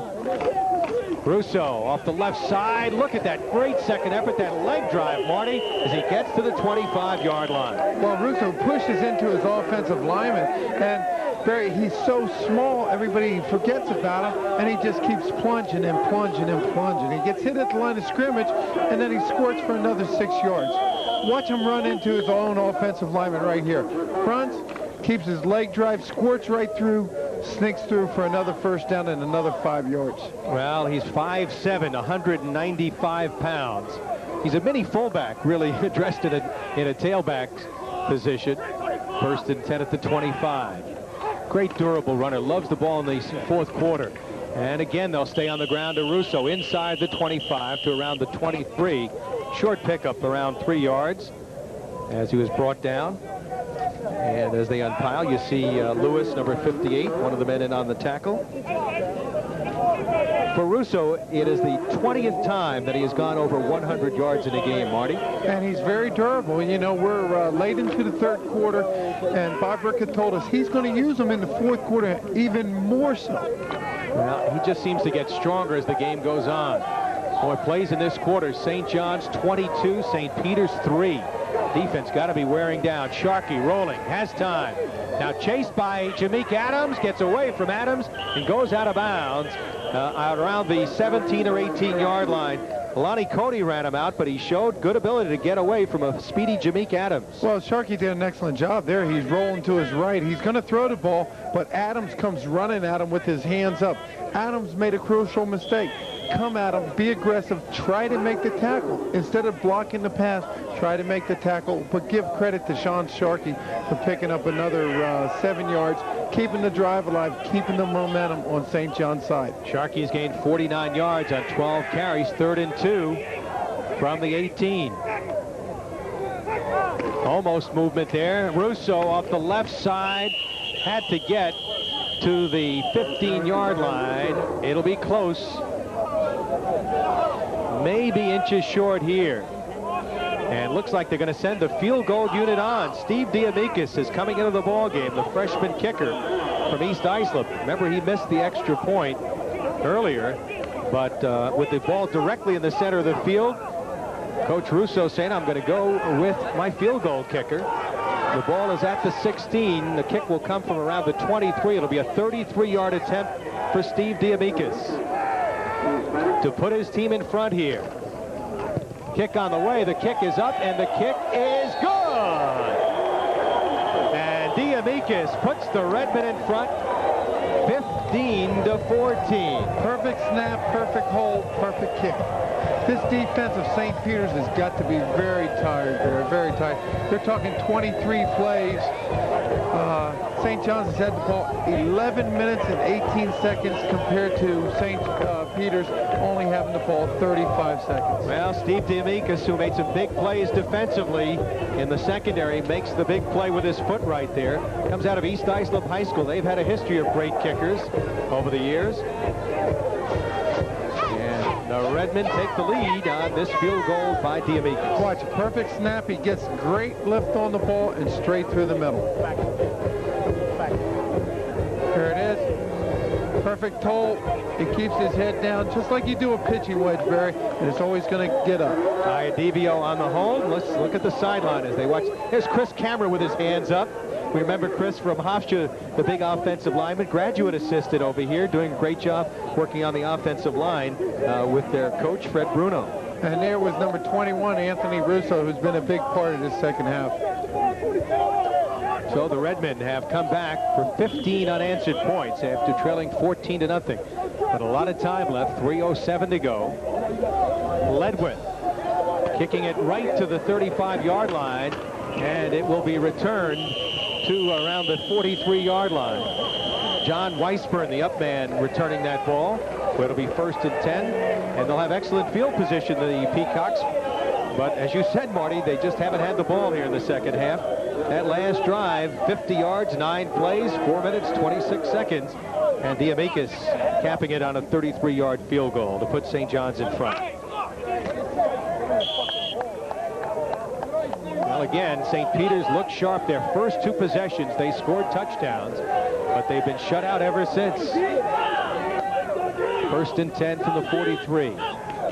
Pitch to Cannella. Gets a block from Rosso, but he is taken down on the far side. Walter DeForest and Mike Margiotta. Margiotta showing some good speed at that outside linebacker. Margiotta, give him a lot of credit. He came up off that outside corner, closed it down. No gainer right there, a -1. This defense is playing a little bit more aggressive this time, Bert. If you remember in the first half, the front 7, they were sitting back, catching the blockers. Jeremy Walsh, defensive starting end, comes out of the ball game right now. Guma, who at one point was 5 for 6, is now 5 for 10 for 79 yards, 1 touchdown. He'll keep it on the ground here. Cannella gets into the secondary, stopped at midfield. Nice run by Cannella, about an 8-yard pickup. Mike Margiotta stopped him, but Jose Cannella, the freshman with 4.5 speed, who has the whole package, they say. He's a 5'10", 180-pounder from Weehawken, brought down. They think he's going to be an outstanding runner. Well, right here, this is a big 3rd down situation. Guma's got to pick up the 1st down. He's got to give his defensive squad an opportunity to get their feet back underneath them, to make the adjustments. 3rd and 4. Cannella staying in at the tailback spot. Rolling right, Guma looking downfield. He's got Ranieri open. Ranieri drops it again at the 37-yard line.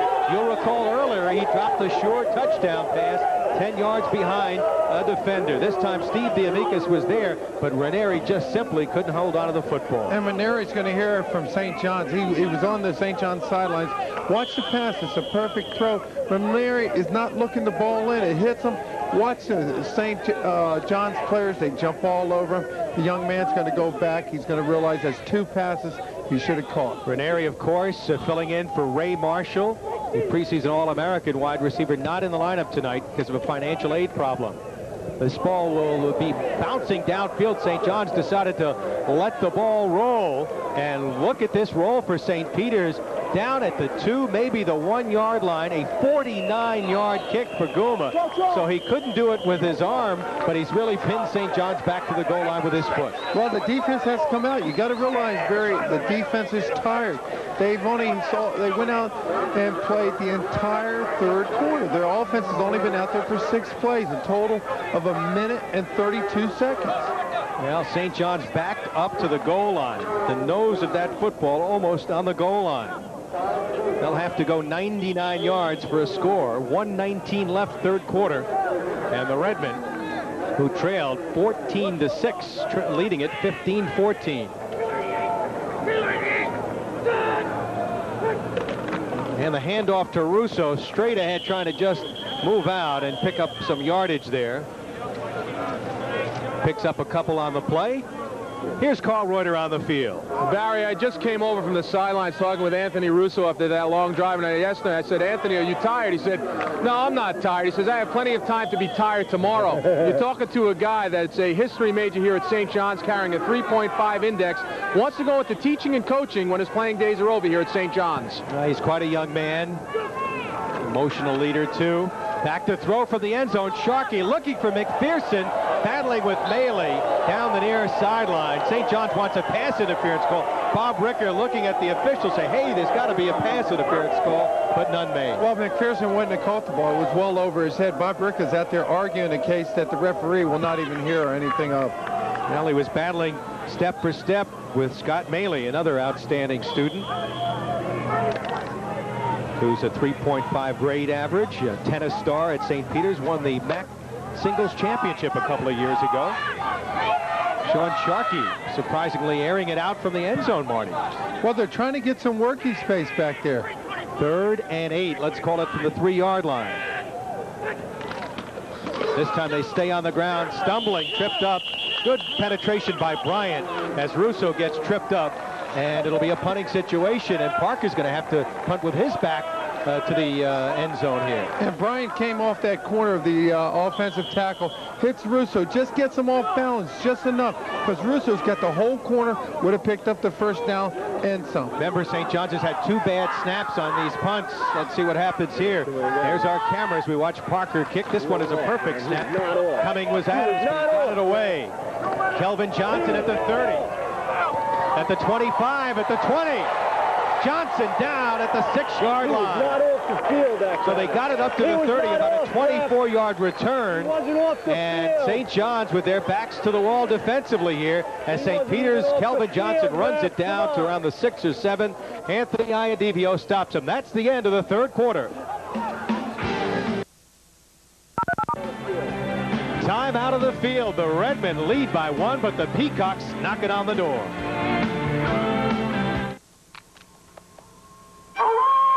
If you want rich, powerful, theater-like sound, with no extra speakers or wires,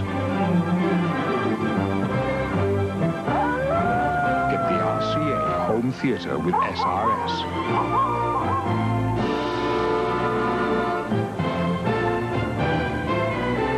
When there's one in the neighborhood, you'll know it. Oh, I looked in the phone book, and there were pages of dentist advertising, but I couldn't tell one dentist from another. My friends would say, try my dentist, he's great, but they couldn't give me any specific information about him. As a mother, reliable information is very important to me. In 3 minutes, the operator from 1-800-DENTIST told me all kinds of information on the dentist. They answered all my questions about the dentist. I knew the dentist was pre-screened, and all of this was free to me, so why wouldn't you call 1-800-DENTIST?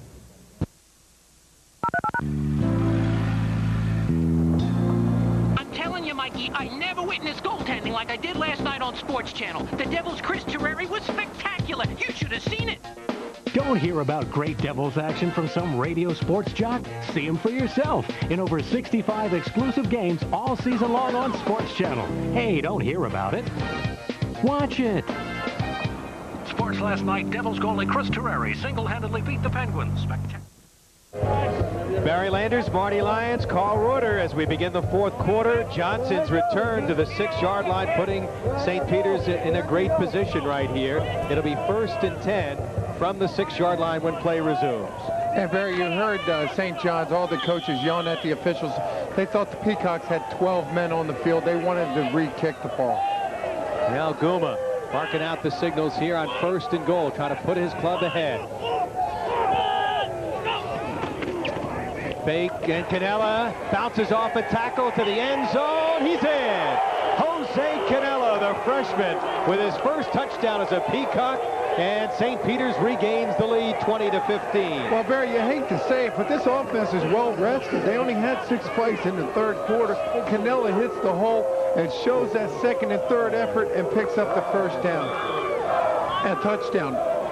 Roy Miller, whose club had the early 14-0 lead, wondering if he had Mr. Marshall in the lineup, would his club not have some more points? But right now, his club down by 5. St. John's will call, or St. Peter's leading right now, and they may go for 2. Maybe that's why they're calling timeout here. Well, if they go for 2, then it's a 7-point game. If they go for 1, it's a 6-point game. A touchdown by St. John's. Big difference, Barry. It puts St. John in a position where if they score a touchdown, they have to go for 2. Well, you see Guma, as you said, he's been very busy. He's got the kicking shoe. He puts it on right now, that right foot. Marty, you think they called a timeout just to get his shoe? I think that was a decision on Roy Miller. I think he was looking up and realized, okay, if we kick, it's only a 6-point lead. If we go for 2 and we make it, it's a 7-point lead. He says, hey, let's just put the points on the board. Well, Kelvin Johnson will hold on this extra point try as Jose Canella, smart run, has put his team in front. Again, we emphasize the freshmen contributing for St. Peter's. They've got a great crew of freshmen. Ball down, and the kick is up. It is good. So St. Peter's, which had very little possession time in the third quarter, scores 5 seconds into the fourth quarter to take the lead. They'll still give the ball up here in the fourth quarter, but now leading Well, we said that they were well rested. There's Guma. He's going to put on his running shoes now. He's got the running shoes. He's got the kicking shoes. But right there, Barry, an offense that only produced 6 plays in the third quarter. Watch Guma. He hands off to Canella. Canella burst. Look at the energy right there. He hits number 28. Bounces off him in for the touchdown. Mark Bernardini, number 28, was the guy he bounced off of. He ran over him, the kid from Eastchester. But watch the move right there. Bernardini comes up. He's got to wrap him up. Canella, just second, third effort, gets in there for a touchdown. Well, he's got strong legs, great balance, and I'll tell you, in talking to Roy Miller about him, he says this kid is going to be something. He's got the whole package. He's got 4.5 speed, explosive speed. We saw the leg drive there too, Marty. Well, Barry, this has been a game of field position right there. You know, the Peacocks defense came out, made St. John's kick from their own end zone. Johnson set up a beautiful return, took it down inside the 10. They punched it in with one play. All right, St. John's not expecting a long kick right here from Wayne Virgil will be kicking off. And this surprises Broadway. He'll fumble the ball back at around the 10. Broadway to the 20. Oh, did he get popped as he got across the 20 to around the 23-yard line? Louis Zambella, the freshman cornerback, laid a hit on him. Well, Zambella just said, hello. Boy, he laid Broadway out. The thing Broadway's got to realize, it's easier to run onto the ball than run back to it. Crucial mistake in the beginning. He should be deep enough to catch the ball. He goes back, he fumbles it. But watch Zambella comes right here and hello. Adams was also the guy that was in there, number 9. Boy, he's had a couple of crucial pops as well.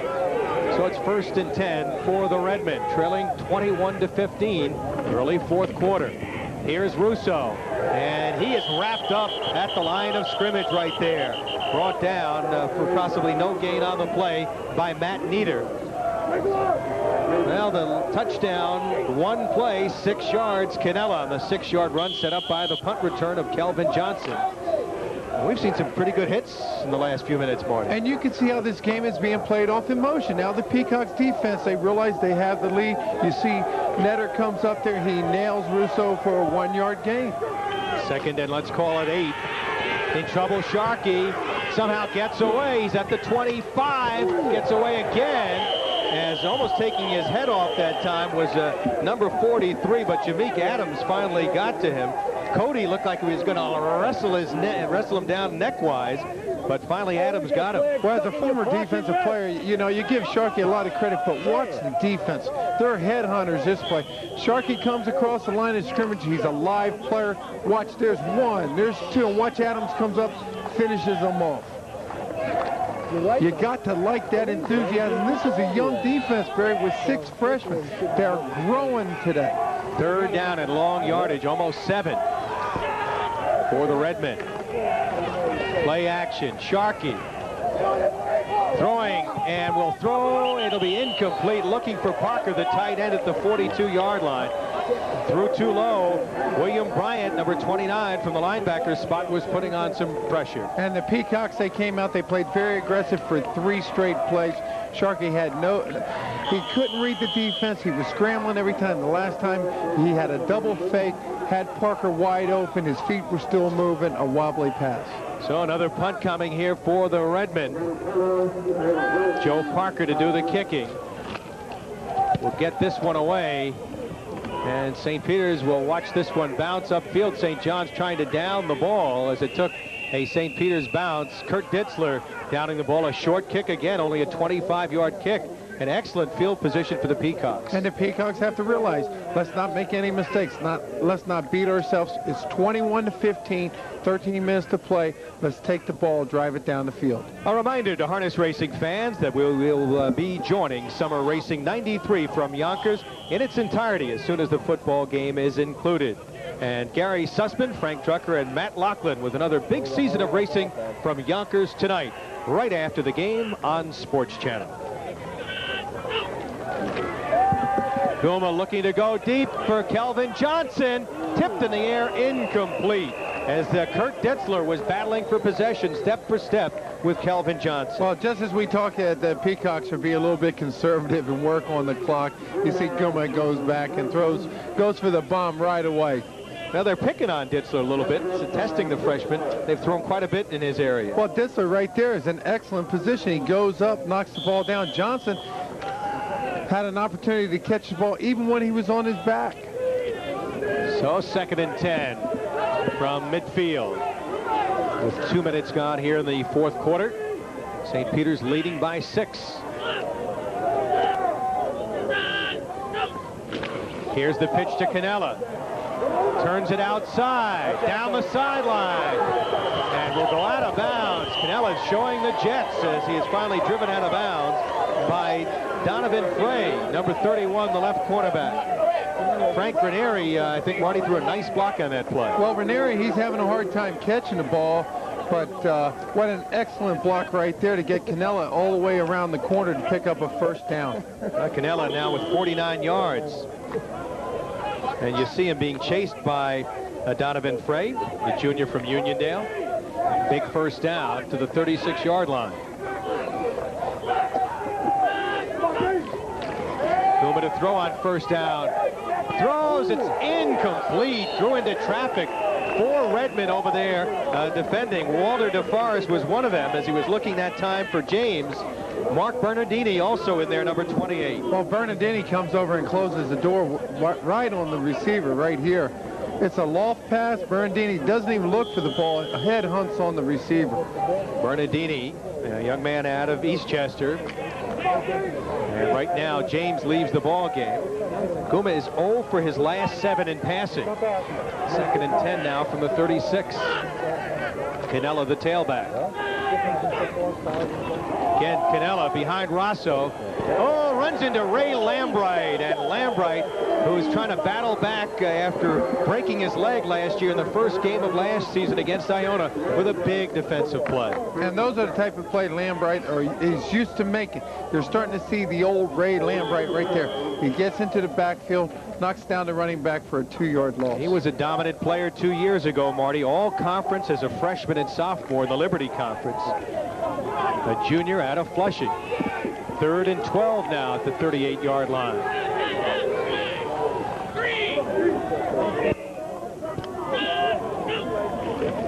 Guma rolling.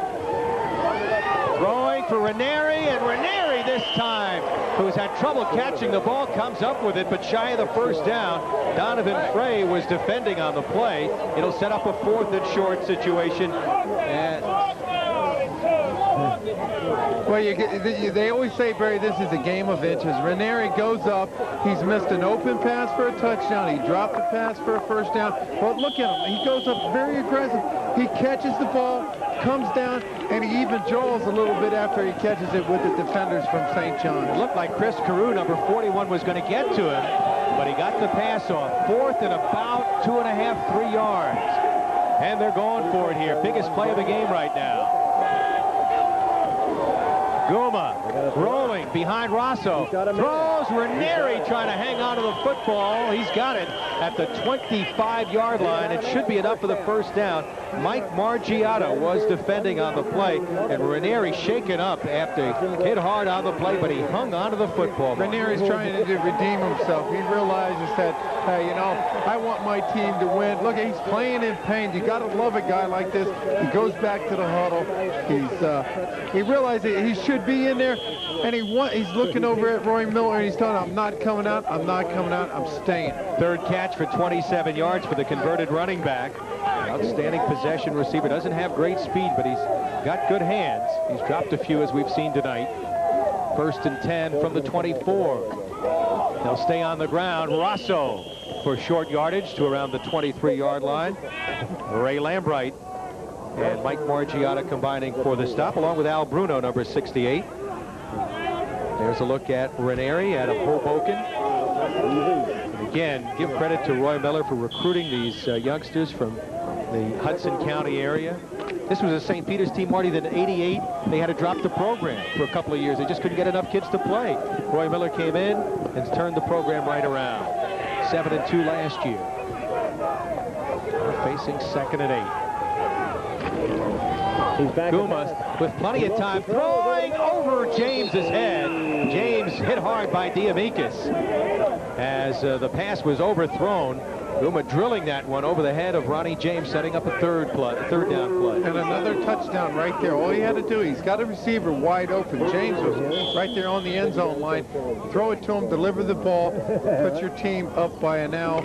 Instead of being 21 to 15, a possible 28 to 15. James, known as a fine underneath receiver, going deep that time. So it's 3rd and 8 for the 22. St. Peter's leading by 6, 10-16 to go, fourth quarter. Johnson lines up at the bottom of your screen, wide to the left against Frey. Gouma looking up the middle for James. He's got it this time. Goal to go as he's down at around the 5-yard line. Steve Diamikis on the tackle, but Ronnie James coming up with his 3rd reception and a big 3rd down catch gives him goal to go. And they go back to the same identical play. James just comes off the line of scrimmage, totally released, no defender bumps him. Gouma goes back. This time he delivers the ball. And watch James. He makes sure that he catches the ball first. Now watch the determination. Gets inside the 10. And here comes the Redmen. They're just a little late. All right, James will leave, and they'll go to a real tight end size-wise. Pete Lombardi, number 89, 6'2", 240. He'll come in as tight end. Johnson and Ranieri wide receivers. Canella staying in as the tailback. Pitch to Canella. Bouncing around and will not get much, maybe to the 5-yard line. St. John's getting good penetration from Ray Lambright that time. Also Steve Dombrowski on the play with Chris Carew. Haven't mentioned Carew's name too often. He's another one of the guys who was injured last year in the opening game. They're expecting big things from him. Well, you know, you can come back from an injury and you can say mentally and physically I'm ready to play, but it's not till you get into the heat of the fight. This will be the 11th play of this drive. Carew had knee surgery after getting hurt in that opener against Iona last year. Was out for the entire year. 2nd and goal from the 5. Gouma in trouble, throws, and it's incomplete. He was being chased that time by Steve Dombrowski, and Kurt Ditzler was providing the coverage on the intended receiver, James. So the clock stops with exactly 9 minutes to go, and St. Peter's well within field goal range for Gouma. And Gouma comes in from the sideline. He had run over to have a word with Coach Roy Miller. Out over the ball comes center Kevin Young, working with Mark Malloy and Joe Segarra, the guards, Ed Corbliss and Carlos Dios, the tackles. Looking for Johnson, wide open as he beat Donovan Frey easily on that play. And Kelvin Johnson comes up with another touchdown catch.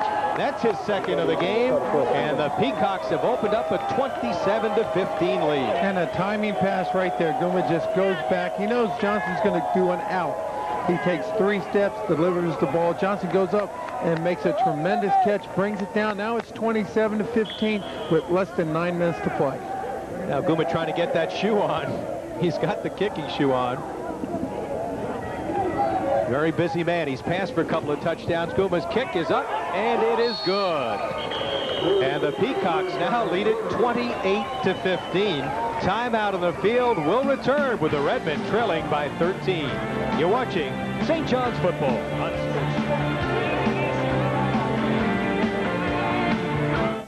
Sports. Prepare.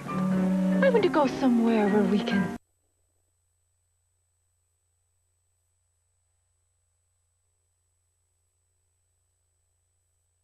It just goes up with tremendous hands. There's a little bit of taunting going on right now. Once again, a 3rd look, Marty. Well, we know the ball's going to be delivered. He just goes out there. The defender has to come up. You got to realize you only have 8 yards to deal with, and then you're into the end zone. And St. John's will get this at the 31-yard line, 35-yard line. Tom Kilfeather covering it up. So it'll be 1st and 10 for the Redmen. They are now, Marty, down 13. And this take Anthony Russo a little bit out of the game with 8:49 to go. It definitely take Anthony Russo out of the game. Anthony Russo is going to be used now as a blocker.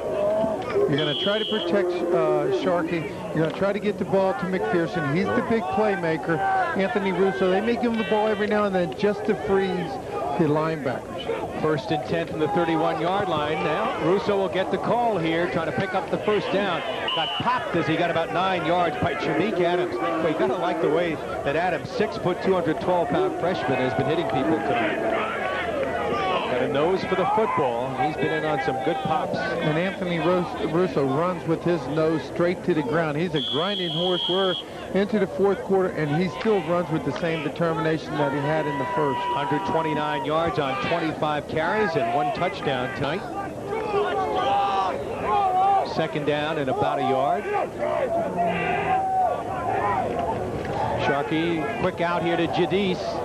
Jadis trying to get the first down. Got a couple of yards, just barely got the first down. Matt Nieder all over him. Matt Nieder, one of 3 players from Miami, Florida. They recruited Darren Garcia and his brother, twin brothers, and they got Nieder. That's a far cry to come up to St. Peter's in Jersey City, Marty. Well, Jadis picks up the first down right there, keeps the drive. Now look for Sharkey to go back. Russo is out in the slot position. Look for him to be in the pattern this time. 7:57 to go. Sharkey chased by Lewis, fumbles the football, and Lewis will down him back at the 31-yard line. Kevin Lewis was chasing him, and Sharkey bobbled the ball. That is a big loss of about 12 or 13 yards, Marty. Well, Sharkey's seen number 58 a lot, Kevin Lewis, and also number 29, William Bryant, all afternoon for the Peacocks. They've been in the backfield quite a bit. Well, we mentioned the speed that this defense has. Kevin Lewis, their quickest lineman, and Bryant, transfer from Nebraska, on that same side of the field. He's got great speed. And Sharkey now facing second and about 20 from the 33-yard line.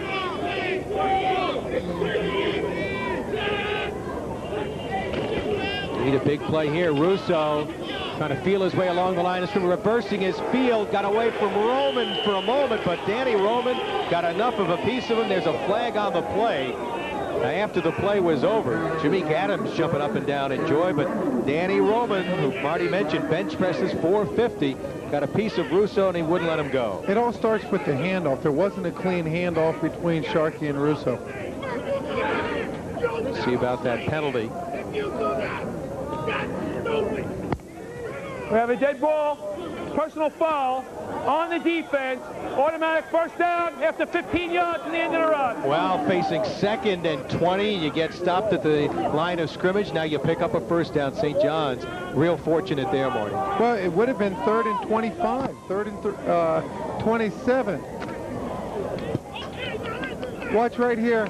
There's Russo, not a clean handoff. He's going down. Roman's got him by the leg, and here's a late hit. I question that. He didn't even make contact with Russo. That's home field advantage.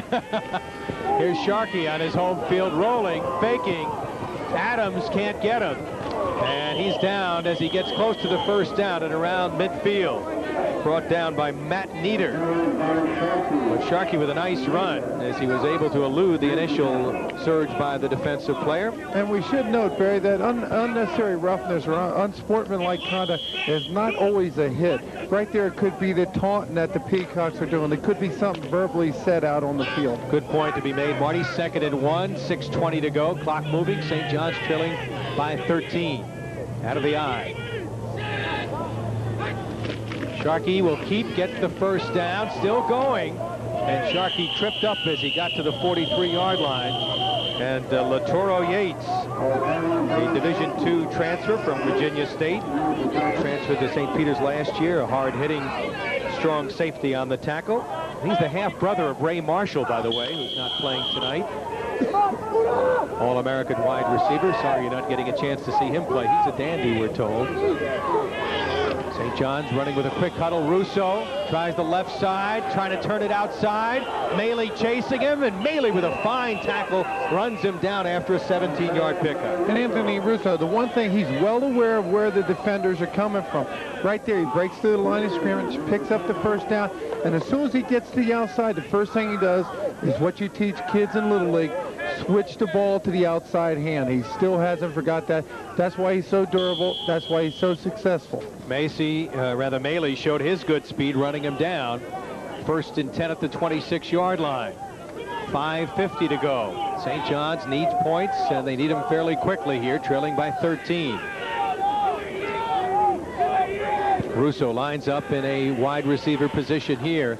They'll go on the ground this time to Robert Tirado, and he'll pick up just a couple of yards. The big freshman fullback stopped after picking up a couple of yards, setting up a second down play.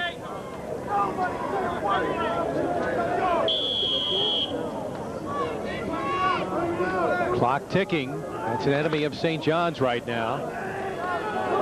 Idevio and McPherson are the wide receivers. Russo will line up in a slot right. Again, single setback.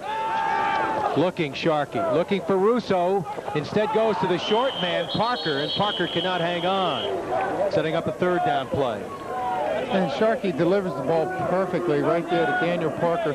Parker, number 81, has got to make that reception. We're late in the fourth quarter. His team's behind by 13. And you heard Bob Rickett at halftime. Our receivers have to catch the ball. Right there's a perfect example of lack of concentration. Well, Sharkey, who had some great games late last season, only 8 for 24 for just 53 yards in this game and 1 touchdown. Well, some of his receivers have dropped passes, but it has not been a good night for Sean Sharkey, who generally has had great opening games in the past against Iona.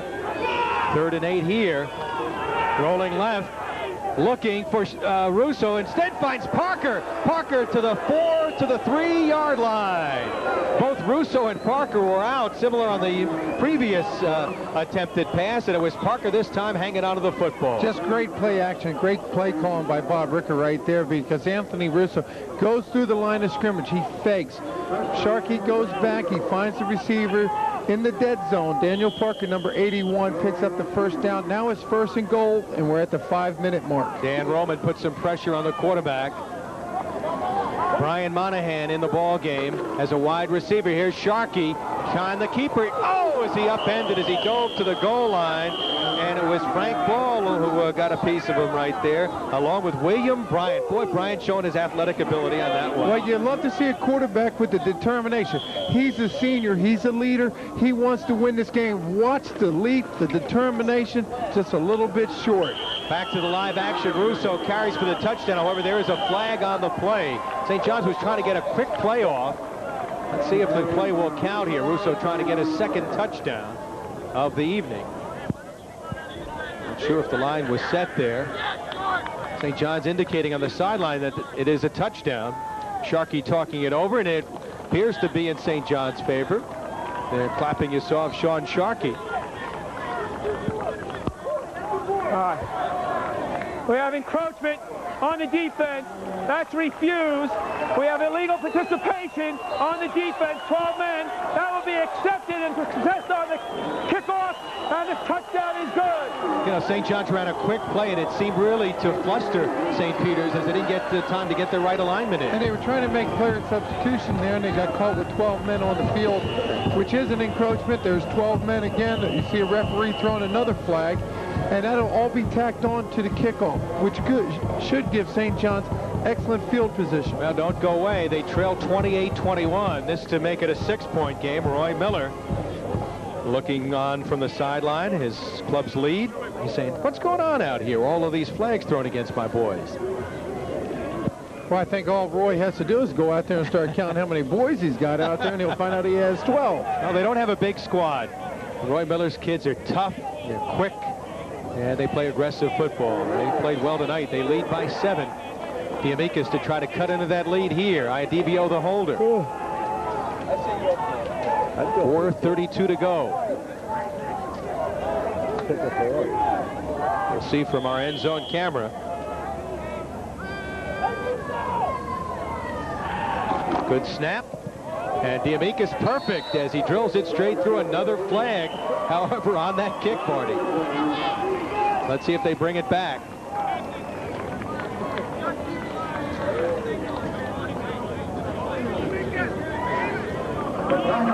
Now the kick is good, apparently. It apparently is on St. Peter's once again. St. Peter was offside that time, and of course, penalty declined. Here's that hurry-up offense. Watch Russo, the determination. He's low to the ground, center of gravity. He just pumps, gets in. Now he's only 1 touchdown short of that record, Barry. And with that 6 points that he picked up, now the all-time scoring leader, going ahead of Dennis McDermott, the brilliant wide receiver. Russo now with 260 points in his career. he's going to hold just about every record. He has a chance to be the all-time leading rusher in NCAA history in any division, Marty. Started the year with over 4,200 yards rushing. Well, you got to enjoy watching a young man like this. For 3 years, he's had the determination, been the MVP of this squad for the last 3 years. And if he can stay healthy, of course, he's going to be in the record book. It's a long season, though. You know, his durability is the thing that really stands out. He watched the ball 30 to 35 times and has not missed a game. He started every game in his career here at St. John's. Well, the way the offense started off tonight, he's going to have to carry the load of the offense. He's going to have to carry the ball 30, 35 times for them to be successful. Sharkey has not had a good night passing. And it was Russo on a couple of big runs that has really pulled his team out of a... 12 men on the field, on the touchdown. We have set it on the kickoff, 15 yards. Well, this kick will come from midfield now. And we talked about field position for St. John's. The kicker should be able to put it into the end zone right here, which is going to back up St. Peter. And there's only 4 minutes and 32 seconds left. St. Peter's going to have to do something with the ball. You'll recall a couple of years ago on Sports Channel, we televised the St. John's Iona game. They came up with a dramatic victory in the last seconds. John Ledworth, a freshman kicker, kicked a field goal in the last play of the game to give him a victory. Well, St. John's is not in that situation this time. They need a touchdown to win. And speaking of Ledworth, he kicks the ball into the end zone. He's never been able to follow up on that brilliant start here in his career at St. John's, but that kick will move the ball to the 20-yard line. And it's up to the St. John's defense to come up big. As that last drive, 11 plays, 68 yards, a little over 4 minutes. Russo with his second touchdown, a 1-yard run to bring his club within 6, 28 to 22. Well, both teams with 2 timeouts. The Peacocks, they're going to have to pick up 2 first downs to win this ball game. All right, let's see what Mr. Guma can do here. Anthony Guma. 1st and 10 at the 20-yard line. Canella trying to spin away, stopped as he got to the 22-yard line by Ray Lambright. Trying to be that dominant player once again. Out of Bayside High School, Ray Lambright with a good hit. Gain of only 1 on that play. Guma 9 for 23 for 117 yards. So neither quarterback has had what you would call any kind of a decent night as far as percentage completion, but their clubs right now locked in a 6-point ball game. 2nd and 9. Guma rolling right, in trouble. Will get it off, looking for Kelvin Johnson. Intercepted by the freshman Ditzler, who's been burned all night. Ditzler down the sideline. Stopped as he gets inside the 20. So they picked on Kurt Ditzler one time too often as he picked off the pass intended for Kelvin Johnson. And Ditzler was just out there. You can feel the electricity. You can feel the motion in the crowd right here. Ditzler just comes up with the biggest play of the game. And give a lot of credit to number 47. Walter DeForest, he comes right in there, distracts Guma. Guma has to throw it up for an interception. Watch Guma goes back. Watch 47. DeForest comes in. He distracts him. Guma just throws it up. Ditzler goes back. Excellent catch. And then watch the running ability after the play is over. 29-yard return for Ditzler. The Redmen knocking on the door here. Trailing 28 to 22. 3:38 to go. They go inside, and Russo straight ahead inside the 15 to around the 13, a pickup of around 5. Latoro Yates, the strong safety, brought him down. As the clock continues to tick, and the Redmen crowd again up on their feet, hoping for St. John's, which has been a tradition of coming up with 4th quarter finishes, hoping they can do it again. Parker lines up as a tight left end. Jadis and Iadibio flank wide to the right.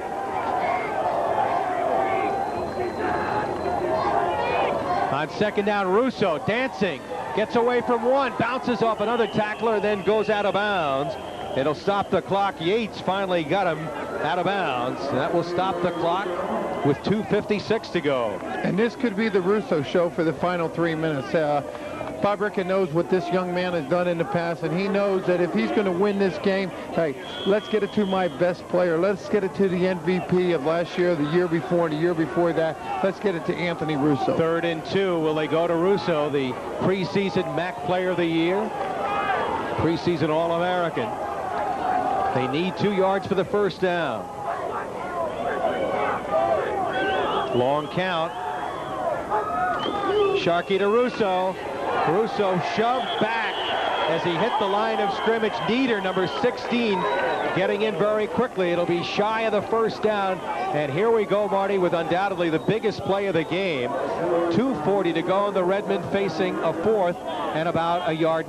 And Nieder just comes up and levels Russo. Now we're down to 4th and 2. We're under 2.5 minutes to play. We have a timeout by St. John's. They're going to go over and discuss it right now. This is the game right now. Well, good hit by Nieder, who's an impact player. We'll take a look at the hit, stopping Russo shy of the first down. Well, you see Russo, he's got that low center of gravity. Anytime he has to run east to west, he's giving the defenders a lot of time. There's Nieder, comes up, and he just drives them backwards. Young man, as we mentioned, from Miami, Florida. Well, a reminder to harness racing fans that we will be joining Summer Racing 93 from Yonkers in its entirety. We'll show it to you as soon as the football game is concluded. Gary Sussman, Frank Drucker, and Matt Lachlan with another big season of racing from Yonkers tonight, right after this exciting game on Sports Channel. Now, Bob Ricca has made the decision. We'll find out what happens. Bob Moltisanti, the offensive coordinator. 2:33 to go. St. John's 4th and 2 from the 9-yard line. McPherson checks into the ball game.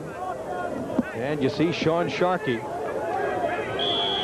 has not had a good night passing. Will we go to the air here? What do you think, Marty? I think I go to my bread and butter. I give Anthony Russo another opportunity. He's run for 145 yards tonight. I'd give him another opportunity. 3rd and 3 on 4th down conversions. They've been, he throws, and it's got it complete at the goal line to McPherson at the 1/2 yard line. Tommy McPherson coming up with a catch. It's goal to go. Then again, I would find McPherson down by the end zone, deliver a perfect throw, and let him try to score. The free-spirited kid who's got a knack for getting behind guys, got behind his man there. There it is. Watch Sharkey goes back. He's very poised now. McPherson catches the ball, comes down short of the end zone, picks up the first down, though. Well, it'll set it up predictably for Russo, perhaps, here. Only the second catch for McPherson. 2:09 to go. Russo. Touchdown!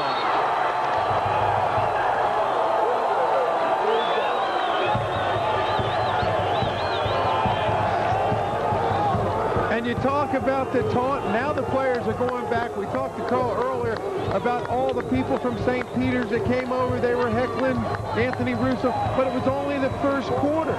Anthony Russo was determined he's going to go back and point to the fans too. What's up, boys? What's up? 44th career touchdown, tying the school record. 3 touchdowns tonight for Russo. They've been all short runs, and now the extra point. And there is Russo. He's a little bit of hot dog in him, but he's well-deserved. He's a kid that works his butt off. You're right. You know, it started off slow, but this is a very, very big extra point. It's 28-28. Let's not lose the fact that there's still a ball game. Diamikis to try the extra point to put St. John's ahead. It looks good. There is a flag, however, on the play. The extra point is good. And let's hold everything here. What's up? How you doing? Hey, Dad. Lou Zampella, number 23. The flag will be called on him, Marty. The extra point is good. And the Redmen have stormed back for 2 quick fourth-quarter TDs. Defense flying up the neutral zone is declined. The try is good. We still have 2 minutes to go for Anthony Guma, but we've had a dandy finish here, Marty, coming down to the wire. Well, the difference is St. Peter's, they have to score a touchdown. Watch Russo right here. He just comes outside, gets an excellent block. He goes in. Very smart play. He saw the initial hole was stuffed up, took it to the outside. Costello does an excellent job collapsing the defensive line. That gave Russo a golden opportunity to get in for the touchdown. Marty, the great runners see the field, and Russo is an intelligent runner. He'll run over you, but he saw there was nothing in the initial play and just broke it out. Well, as we saw earlier though, Barry. He's only as good as that offensive line, and you got to give credit to Art Costello and all the running backs that were back there blocking for him. This offensive line that struggled early in the game gelled, came back, made the adjustment in the second half, and came out. Remember, Barry, St. Peter's, they only had the ball for 6 plays in the third quarter. The defense got worn down. Absolutely. And remember, St. John's was held without any points for the final 30 seconds of the first half. They were being shut out at that point, 14-0. And then Parker caught a touchdown pass to make it 14-6. Redmond took the lead, then fell behind, and now they lead by 1. 29-28. What a great opener for MAC Conference football. Ledwith with a long kick, and Canella will take it at the 3-yard line. The speedster gets by a couple of guys down at the 20-yard line. St. John's with excellent coverage. It was Kurt Ditzler, the man who made the big interception in return, who stopped him on the return. Russo's 1-yard run capping that 5-play, minute and 35-second drive set up by that Ditzler interception and 29-yard return. And right now, the St. Peter's offense with 1:57 to go, trailing by a point. So they've just got to get into field goal range here.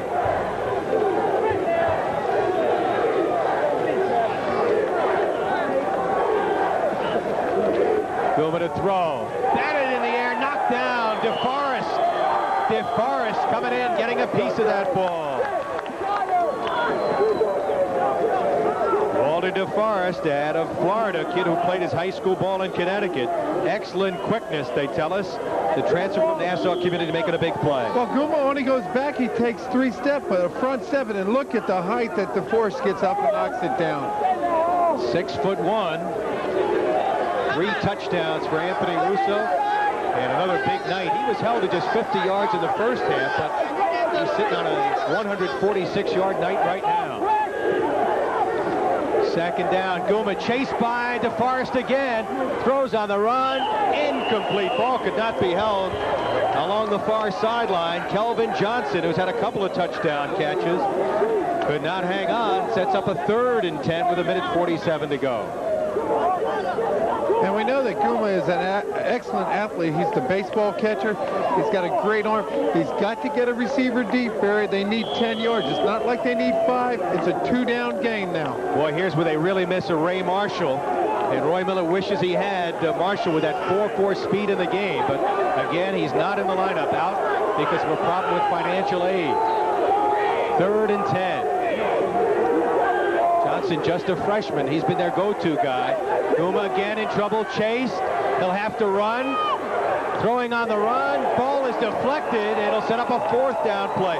Great coverage downfield and great pressure put on Chris Carew, chasing him all over the field, the outside linebacker, number 41. And now Guma realizes it's 1 down. The game consists of 1 down. If they don't pick up the first down, the game is over. If they pick up 10 yards, the game will continue. We mentioned St. John's has had a string of exciting victories in openers. They've beaten Iona 10 straight years in openers. Every one of those games, wild and wacky games. Harold Crocker's club wishes they could have won a few. 4th down. 4th and 10 from the 21. Guma stepping up and will be sacked. Ray Lambright coming up with the big play along with Steve Dombrowski. They got pressure up the middle and they forced the play. There is a flag, however, on the play. St. John's whooping it up. Let's see if the penalty is against St. Peter's. Officials are conferring. St. John's defense staying on the field for the moment. Maybe against the Redmen. We have a dead ball foul after the play, 15 yards on St. John's, but it'll be 1st down and 10 for St. John's. After the play, so St. John's gets away, probably some kind of a personal foul, but they will retain possession because the penalty incurred after the play, Marty. So Bob Ricca not happy about the penalty, but happy that his defense stopped him on 4 straight plays, and they take over. All they have to do is run out the clock for the next minute and 34 seconds. It's only appropriate that Ray Lambright gets that last sack. He made a tremendous recovery from a devastating injury, a career-ending injury, came back, played a very strong game today, showed great leadership. Now that broken leg, he's still not the dominant player. Sharkey fumbled that snap. Oh my, shades of Pisarcik. Of the New York Giants against the Philadelphia Eagles many years ago. Joe Pisarcik. The Giants were trying to run out the clock. St. John's retains possession. Clock set back in motion. 2nd down and 10. Redmen trailed in this ball game on several occasions. 14-6. They trailed 28-15. Have come back with 2 touchdowns to take the 29-28 lead. Hope you're enjoying St. John's football. First of 5 you'll see on Sports Channel. This time Sharkey puts his knee down. And looks like St. Peter's will quickly call a timeout to stop the clock with exactly 1 minute to go. And it's been a very exciting game to watch and very exciting game to call because it's hard hitting. When Sharkey was struggling, Russo came in and took over. When the defense was struggling, the offense took over. But I really think as we look back and try to evaluate the game, we saw 2 good teams hurt themselves. In the 3rd quarter alone, when you have your offense out there for 6 plays, you cannot win. But give credit to St. John's. St. John's came out and took control of the ball in the entire second half, and especially in the 3rd quarter. Sean Sharkey, whose club has taken the lead right here. And a reminder that the Hofstra Flying Dutchmen take on the Lehigh Engineers. Both clubs losing, by the way, today. Next Saturday, you'll see it on tape delay on Sports Channel at 7 p.m. exclusively here on Sports Channel. St. John's with a minute to go as they look to open the season with a victory in this inaugural MAC Conference League game. Sharkey will hand off, and Russo off the right side picks up about close to 150 yards. And timeout taken by St. Peter's. That will stop the clock with 54 seconds to go. And Marty, if this is an indication of what we're going to see in MAC Conference football throughout the year, Rich Enzer and the rest of the people associated with the MAC have to be pleased. Great football game. And very exciting. They had 2 teams tonight. And you go back to the interview we did with Bob Rick early this week. He said, you know, when I had to evaluate St. Peter, I didn't know what they were going to bring to the table. He says, I don't even know what my own team will bring to the table. I think he learned a lot about a lot of his players. They do have heart.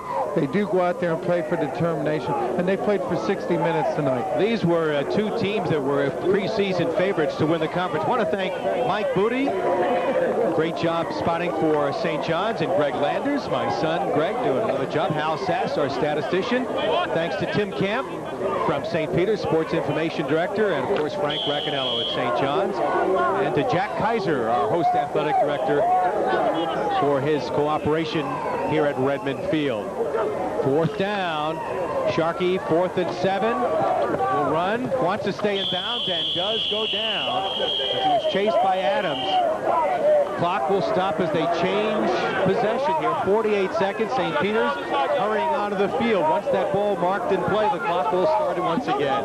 So it's not over yet, Marty. Well, 48 seconds and no timeouts. They're going to have to run a lot of out patterns. They're going to have to be in a hurry up. But remember, all they need is a field goal. Well, here's where they really miss Ray Marshall. Hey, give me the ball. Come on, Virgil lines up as a wide receiver. Wayne Virgil along with Kelvin Johnson. They're wide to the left. Single setback. Guma to throw. Has time. Now stumbling. Will be down once again. Steve Dombrowski, who's played a strong game as the tackle inside with Ray Lambright on the sack. Clock ticking. And what takes so long now, you got your receivers all the way downfield. When your quarterback gets sacked, they got to run all the way back. Now he'll just down the ball to stop the clock with 28 seconds. That really hurt him. That's a penalty. That's a no rule. I can't do that this year. Well, St. John's coach is unhappy. They are chanting, as you heard, that's a new rule. You can't do that. There's a guy who can do what he wants on the field. Hard-working Anthony Russo. Well, a lot of the big schools says he couldn't play at a higher level. Maybe doesn't have that explosive breakaway speed to break away. But here is Guma just throwing it away as he was in all sorts of trouble. They want a grounding. Bob Ricca shouting on the sideline along with a couple of the coaches. pressure put on that time by Michael Cotter. 4th down, and here we go once again to another big 4th down play. You gotta love Bob Ricker. He's really into this game. He's in that referee's ear on every single play. He knows that with 22 seconds in his years of coaching, he's seen stranger things happen, and it's going to be interesting to hear if they hold on to this game, just what he's going to say to Carl. Well, he's looking for win number 93. Great record. Guma in trouble.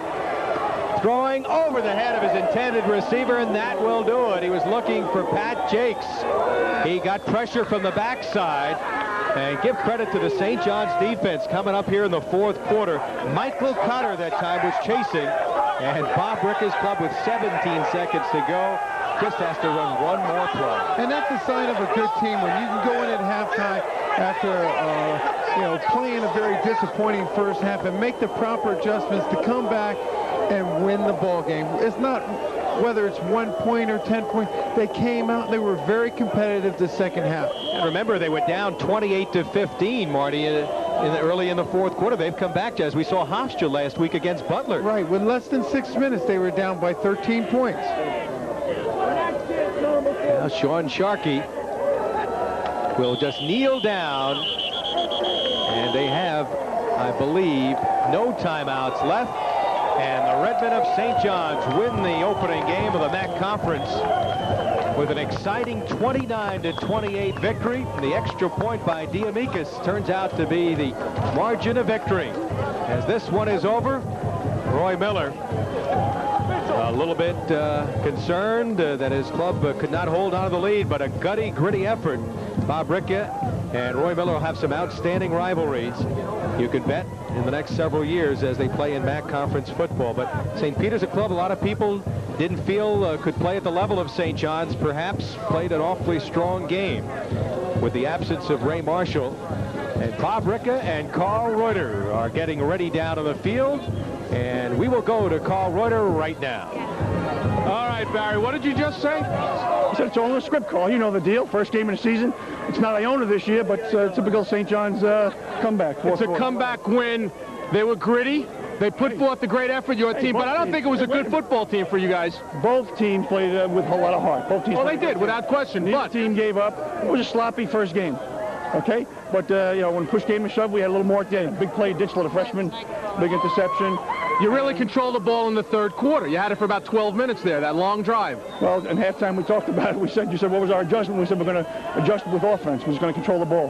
What was the difference there, Coach? Because they were pushing you around there a little bit. What was the offensive line adjustment? I think conditioning had a big factor, really, sincerely. They're a lot bigger than we are, and I think they wore down a little more. All right, did you begin to panic at all? You're trailing by 13 with about 6.5 minutes left. What's your thinking? I mean, obviously, there is concern. You're losing the football game. There's a lot of concern, obviously. No, we just told our kids we're not going to let, we felt we had momentum, and we let it slip through our hands, but we didn't feel that punt. And we said we're not going to let a mistake cost us this game.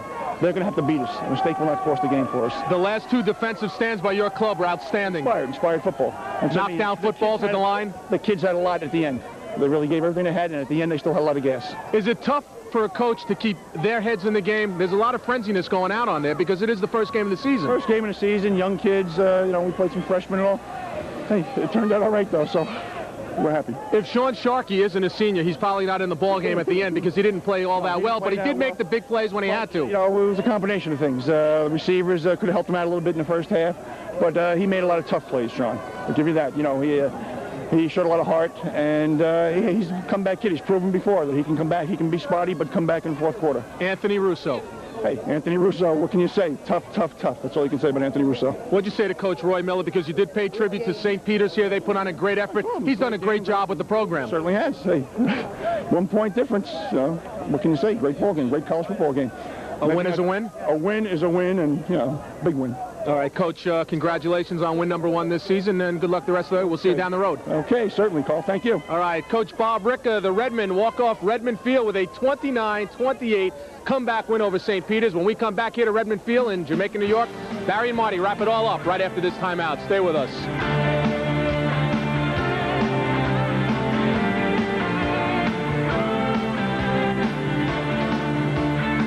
This man's hair loss is starting to become noticeable. He was hoping it would never happen to him. Stop worrying and go do something about it.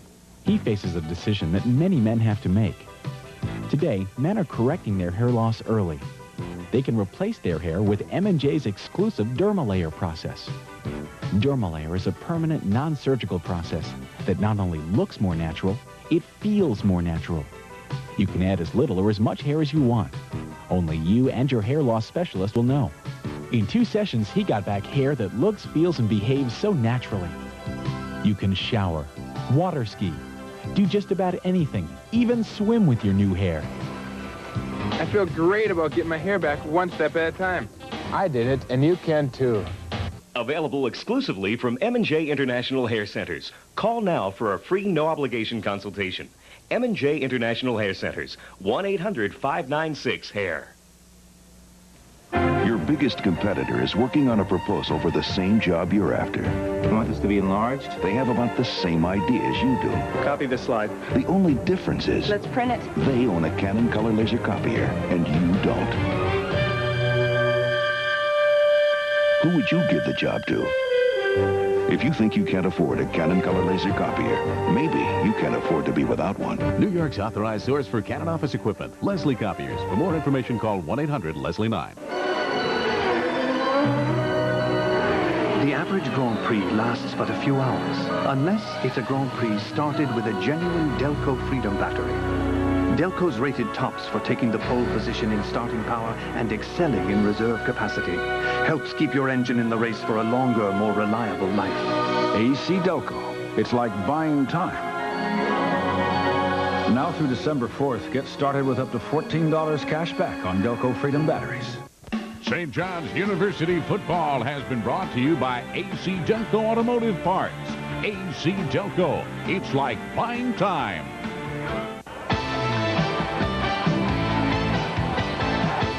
The pitch out. The Mets host the Phillies live Monday at 7:30 on Sports Channel. We love Stephon Riche. Stephon Riche! They're rough, tough. Send him back. Save Terrari. This is permanent. Shot. Score! I love the Devils. I love Sports Channel. What more can I say? Back at Redmen Field, the St. John's Redmen with a dramatic 29-28 victory as they win this inaugural game of the MAC Conference. Marty, strange game. St. John's looked awfully flat beginning of the game. St. Peter's dominated early. St. John's came back. St. Peter's took the lead up 13. Redmen come up with a big defensive play by Kurt Ditzler, and there was Anthony Russo taking it in, and then the extra point, they win it by 1. I think as we look back on the game, you have to isolate on the third quarter. St. Peter only had the ball for 6 plays. St. John's dominated, wore down the defense.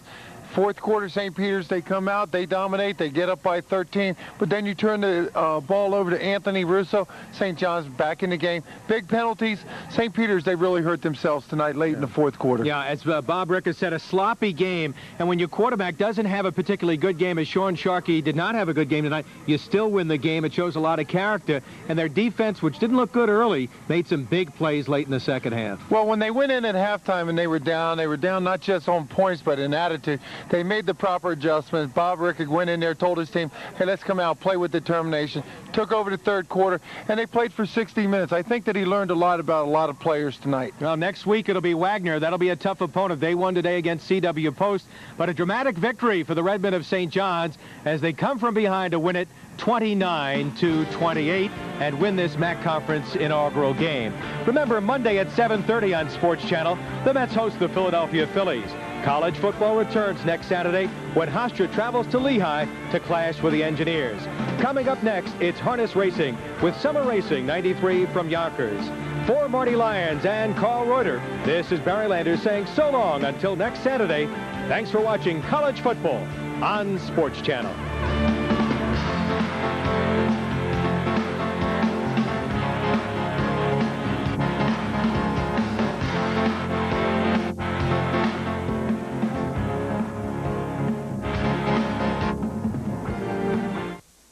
This has been a presentation of Sports Channel, a tradition of excellence and innovation. Sports Channel's coverage of